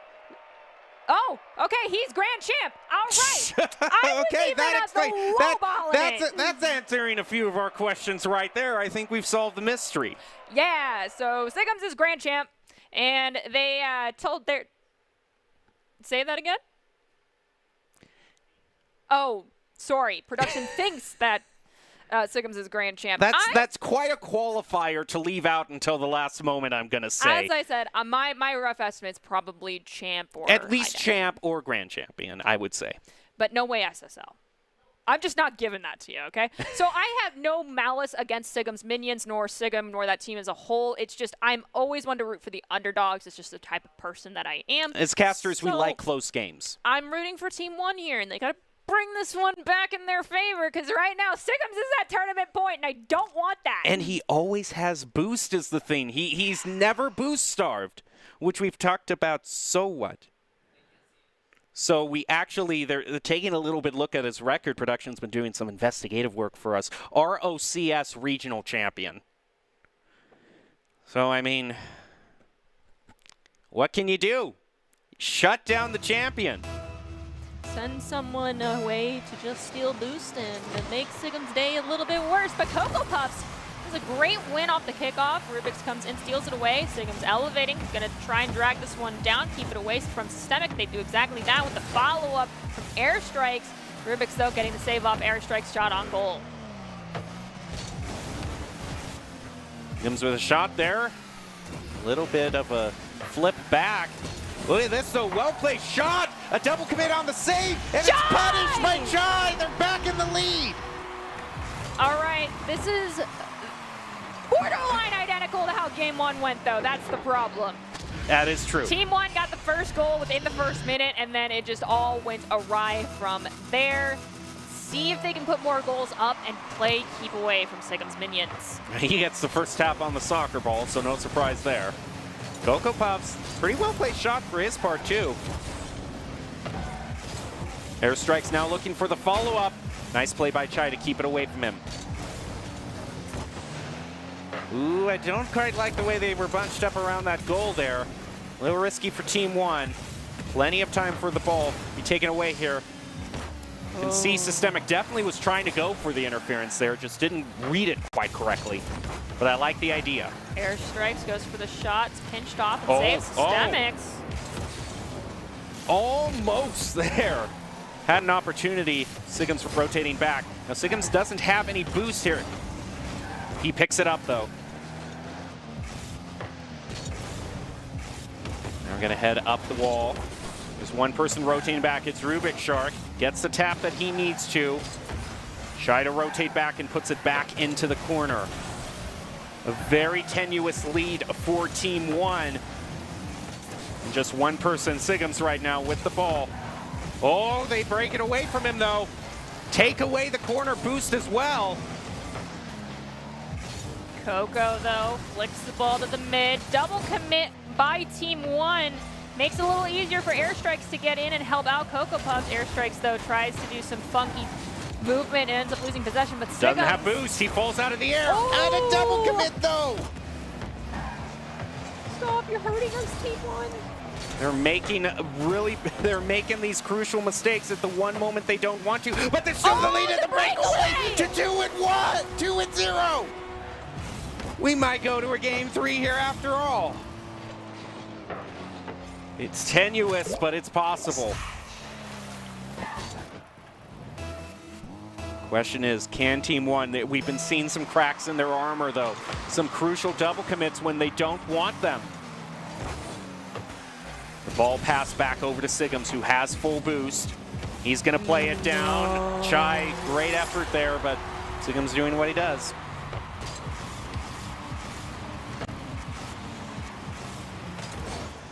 Yeah, nice try. Nice try, but it's just wasn't going to be able to play it under him. So now that 2-goal lead, they're still in the lead, but now just by 1. And we're still not even halfway through this game. Rubix and Chai try to double commit onto Sigums to take him out of the play. Might have worked for a little bit. Sigums has no boost, actually. Take it away. He still has no boost. Yes! Starve this human being of the boost. Take the resources away. He doesn't have, look how far he's going out. So, okay, he does manage to pick up the boost again. Unfortunately for Team 1, they weren't able to make a play in that time. He didn't have any. But now he uses it all again, picks up his own corner boost. Coco Puffs, pretty well placed shot back over to Airstrikes. A bit rare to see some team passing back and forth from Sigums minions, but it can happen. Chai dunks it past Sigums. Airstrike can't stop Chai either. Chai leaves it for Systemic. Systemic goes forward. Sigums is there though, and Sigums has full boost. This is not good territory. Chai does not want to let Sigums get away with this. Chai is losing out on resource though. Possession changes over. Airstrike's now going across midfield stripe with possession. And Sigums has Look out! Oh my goodness! I think the problem there with that play was Sigums wasn't the one following up. He was setting it up, which he should be the one to follow through. Chai off the wall. I mean, it's down to a minute and they're still barely in the lead through some miracle. They're still in the lead, but it could be equalized right now. And we've been talking about a deflation to a team's mood. If it was tied up right now, Team 1, they would be stacked against them. And look out for Sigums here. He's going to try to waterfall it down. Just barely. Nerves of steel going up against the Giant. Ball still Coco Puffs. Oh, no, that's dangerous. This is so dangerous right now for Sigums minions. They're just by the skin of their teeth. And a double commit there from Team 1 on top of that. That could be a crucial clear, though. And the breakaway Systemic! We might be going to a game 3 after all. Team 1, the only team to win against Sigums minions, might have at least gotten a win here and driven it to game 3. About 11.5 seconds per goal for Sigums minions to equalize this out. I say that's borderline impossible for the for mere mortals, but for anyone. Sigums. Maybe for Sigums, but I'm sorry, Sigums. You now got 5 seconds per. Ball's in your side of the field. I think this is a game 3 situation. Because, yeah, you can't score 2 goals in 3 seconds. This is not possible. We are going to a game 3. We are. It's definitely here. Come on. I would Okay, just say 2-3. ground the ball Yeah, here 2-3, and don't even try please, your luck. please, ground Yeah, the there you ball. go. Okay. Cool. So they got the win here. They have a possibility. Oh my goodness, look at how even that is. That's what I like to see. And you know what? Had they not been boost starving Sigums, that boost used would have been heavily favoring blue. That's true. That's a really, really good point. So it's kind of a job well done if the boost is even at this point. Yes, otherwise Sigums is eating it all up and leaving none for anyone else. Whew. The thing is here that even if Team 1 wins, it's only going to force a bracket reset. Yeah. But it might be enough, you know, to kind of knock Sigum's minions off their track. Throw the mentals, get them a little tilted, make them play worse. It's a valid strategy. We've seen it too. You know, I think one of the last USO tournaments I broadcast was a bracket reset. I mean, it wasn't just a bracket reset. It was, I think it was a best of 5. Gotcha. No, I think it was even best of 7, actually. Oh. And the team that was heavily favored to win won 3 games and then was reverse swept. Bracket reset. They won 3 games again, reverse swept again. Ooh. So it's like anything can happen in this scenario. When you bring the bracket reset into play, we've seen Titans fall. This might just be it. Can David take down Goliath? Literally Goliath with that helmet. It's thematically appropriate. We'll have to see. Sigums is going to go for the kickoff, gets the better touch, but Systemic will be the one to win out for possession for a few moments. Airstrikes rotating into that cherry-picking position, tries to get this go back to midfield as Sigums is pushing forward. Cocoa Puff sends it to Sigums. Sigums, though, can't get a touch on it. And as they're all pretty healthy on boost right now. Still trying to make the play. Right off them. Almost fights it, but it just, goes off to the side. And now Team 1 is able to pick up a lot of boost there, though, all of a sudden. Sigums, no, not at that angle. He's not going to find it. So plenty of time now for a clear. It does, in fact, go through. Watch out for Sigums here, though. Yeah, Chai realizes he needs to stop that play right now. But Sigums still going to keep it going. They play it past him now, and Cocoa Puff whips. Now airstrikes, and just a save by Rubik. Now a minute has elapsed. No goals have been scored. There's been 1 shot aside accredited. 1 from Chai, 1 from airstrikes, none from Sigums. Sigums looking to change that here right now. Can't though. Ball crossing midfield stripe into the back third of Sigum Minions territory. Systemic. Sigums answering that back. Chai with a slight redirect there. Systemic challenging airstrikes. And goes Sigums, though. Doesn't quite get the play. Has to spend so much boost on trying to keep that going. He can't continue the play. Now a lot of fighting in midfield. Airstrikes gets control of it with the pass over to Sigums, but beautifully read by Systemic to just dunk it back down toward the ground. Sigums has it again, though. No. Can Chai rotate in? Yes! It has been so sweaty, these saves. So clutch. And a demo onto Sigums. He's finally been demoed. It had to happen sooner or later. Unfortunately, ball is in Team 1 territory. A double commit on the save from Cocoa Puff's shot, and Coco actually got demoed. Actually, no, that was Sigum's shot, but Coco was demoed, forcing them to reset. Airstrike, pops the ball up mid. Chai whips it off the ground. It looks like Systemic's going to be able to pop it up into the corner. Sigums, though, will be the first one to grab it. Ooh, he's able to play it around 1, but not 2. Systemic. Even alive, it's halfway through and neither team has scored. Team 1, the only team that has been a challenge to Sigum's Minions thus far. Finds himself tied 0-0. Fighting furiously just for a bracket reset right now.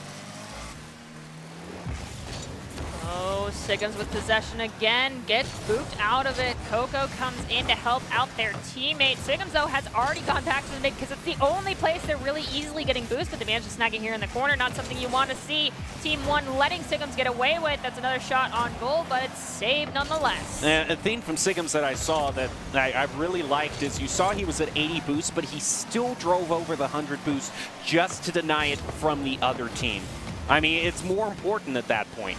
He specifically goes for the boost again. They're in their territory. You're taking away their options for playing. Ooh, he goes in again. Off the backboard. Oh, Coco might have it. Airstrikes, though, has to play from the side, going for the opportunity to reset it into the midfield, but loses it. Siggins comes in, has a great shot. Systemic, though, gets the save. He's going to get demoed, though, which might put a dent in Team 1's push here. Great play by Rubik, keeping it going.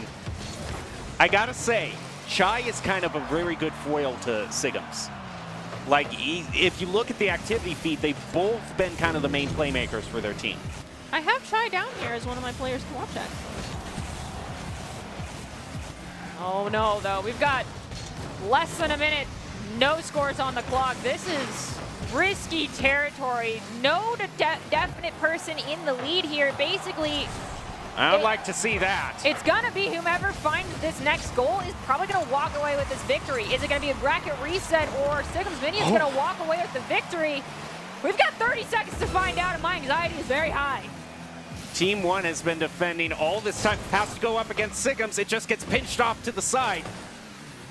Now against Airstrike and Rubik. Airstrikes wins that one. Back over to Systemic. Shy. Back over, but there goes Siggins. He's full on boost, but a perfect shot by Systemic. It goes for the goal.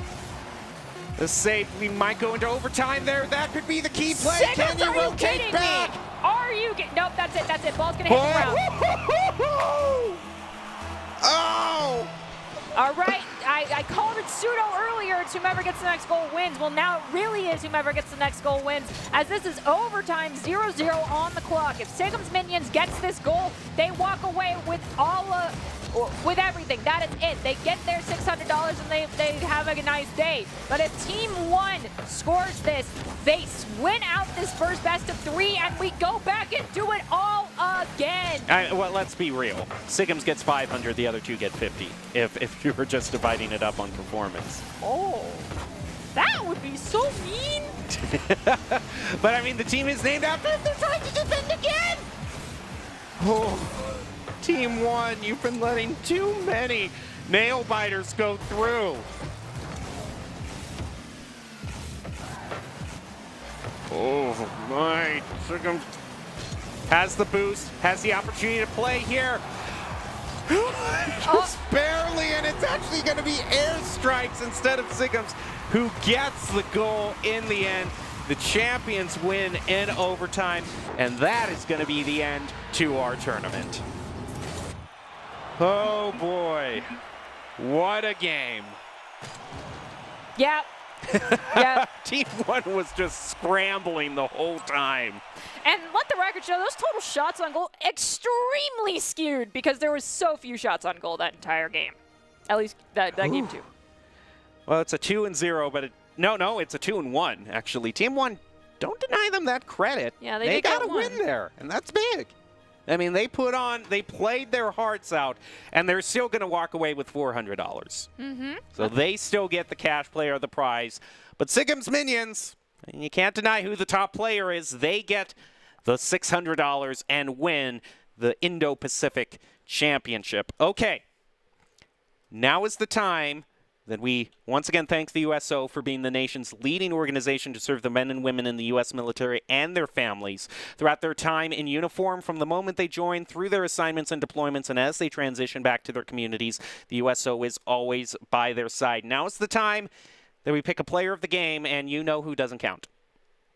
I'm going for Chai. I would have to say Chai too, although you could also give it to Systemic or oh man, I can't believe Drippy, Risk, you know I had to do it. They all played well. Chai. Systemic, and I can't believe I was just seeing Rubik's, of course. Rubik's. They also had great plays divided among them. Player of the game is going, yeah, I mean. I know who's in charge of replay right now, and so I'm not shocked. This person actually gave me flack when I was going to the bathroom because they're like, what do you got against Sigums? And I was like, it's nothing. It's just, I got to root for the underdog. You gotta. And production went with the easy option. Fair enough. So we know who is just content for a par performance tonight. I'll just say that. Right now, Sigums is the player of the game. And, of course, that player of the game is brought to you by the USO. Again, the nation's leading organization serving the men and women in the U.S. military. So congratulations to Sigums for doing that. And tonight, that is going to wrap up. But before we wrap up, Nerdy, do you have any final thoughts? I know we've given very strong opinions tonight, so it's almost, I don't know if I can ask you for a follow-up for tonight, but anything you want to take away overall? If you are looking to walk away with one of these cash prizes in one of these tournaments, please, for the love of all that is good on this world and this planet, learn how to communicate and stop the double commits. It just got so ugly. Jem, you ruined their diet. He ended up eating a granola bar here on desk. Like, that's just, you did us dirty when we're, like, borderline crying about the double commits. It just comes down to talking about it. Open up the comms. They're there for a reason, okay? I don't think I can add anything to that. Ladies and gentlemen, that'll do it for the show tonight. But before we conclude, we will give you our USO top 5 players of the game. And we thank all of our players in the Indo-Pacific region. Be sure to follow the USO on Twitter at the USO. Join the USO discourse at discord.de/the-USO. That'll do it for tonight's for the Indo-Pacific Rocket League. And remember, we mentioned earlier, next week's going to be that Madden tournament too. So the USO is always looking in, and you can still sign up for that tournament too. Like we saw, there's cash prizes to be won, a great organization to be involved in. So make sure to follow us here on Twitch to keep up with more exciting USO content. But that does it for us tonight. Thank you for watching. Y'all have a good night or good morning. Good afternoon to all the players right now.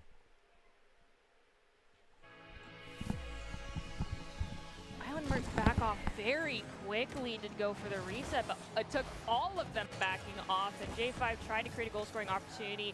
Fortunately, the angle was not right. Formerly Panda tries to do the same. We have a demo, and McMeerkat ball is inside Island Merc's territory, but the demos are being just returned back and forth. Shot from Freak, deflected. Heads after a huge vertical spike. Almost credited to a goal for Sigums, who definitely, I can see why the team is named after him. You can see just based on the pure activity feed, Sigums has been the carry, and another beautiful shot. Double tap there, he's just gonna play. They're making these crucial mistakes at the one moment they don't want to, but they're still the lead in the breakaway to 2-1, 2-0. We might go to a game 3 here after all. It's tenuous, but it's possible. Just 15 seconds left. They're going to need to stop this clear. Can they do it? They missed there. And now they're going to have to defend here, and they get played over, and it's tied with just 8 seconds left. That McMeerkat, that was absolutely incredible. Bit of an over-rotation on the side. I did do a golf clap, so you couldn't hear it over my mic, but I was clapping, so it's 14-1. You guys did a great job. But Sigums showing off their prowess yet again, finding another goal for Sigums minions. Nicely done. J5 tried to go for the challenge, but couldn't quite get the right angle, and Sigums just carried it right in.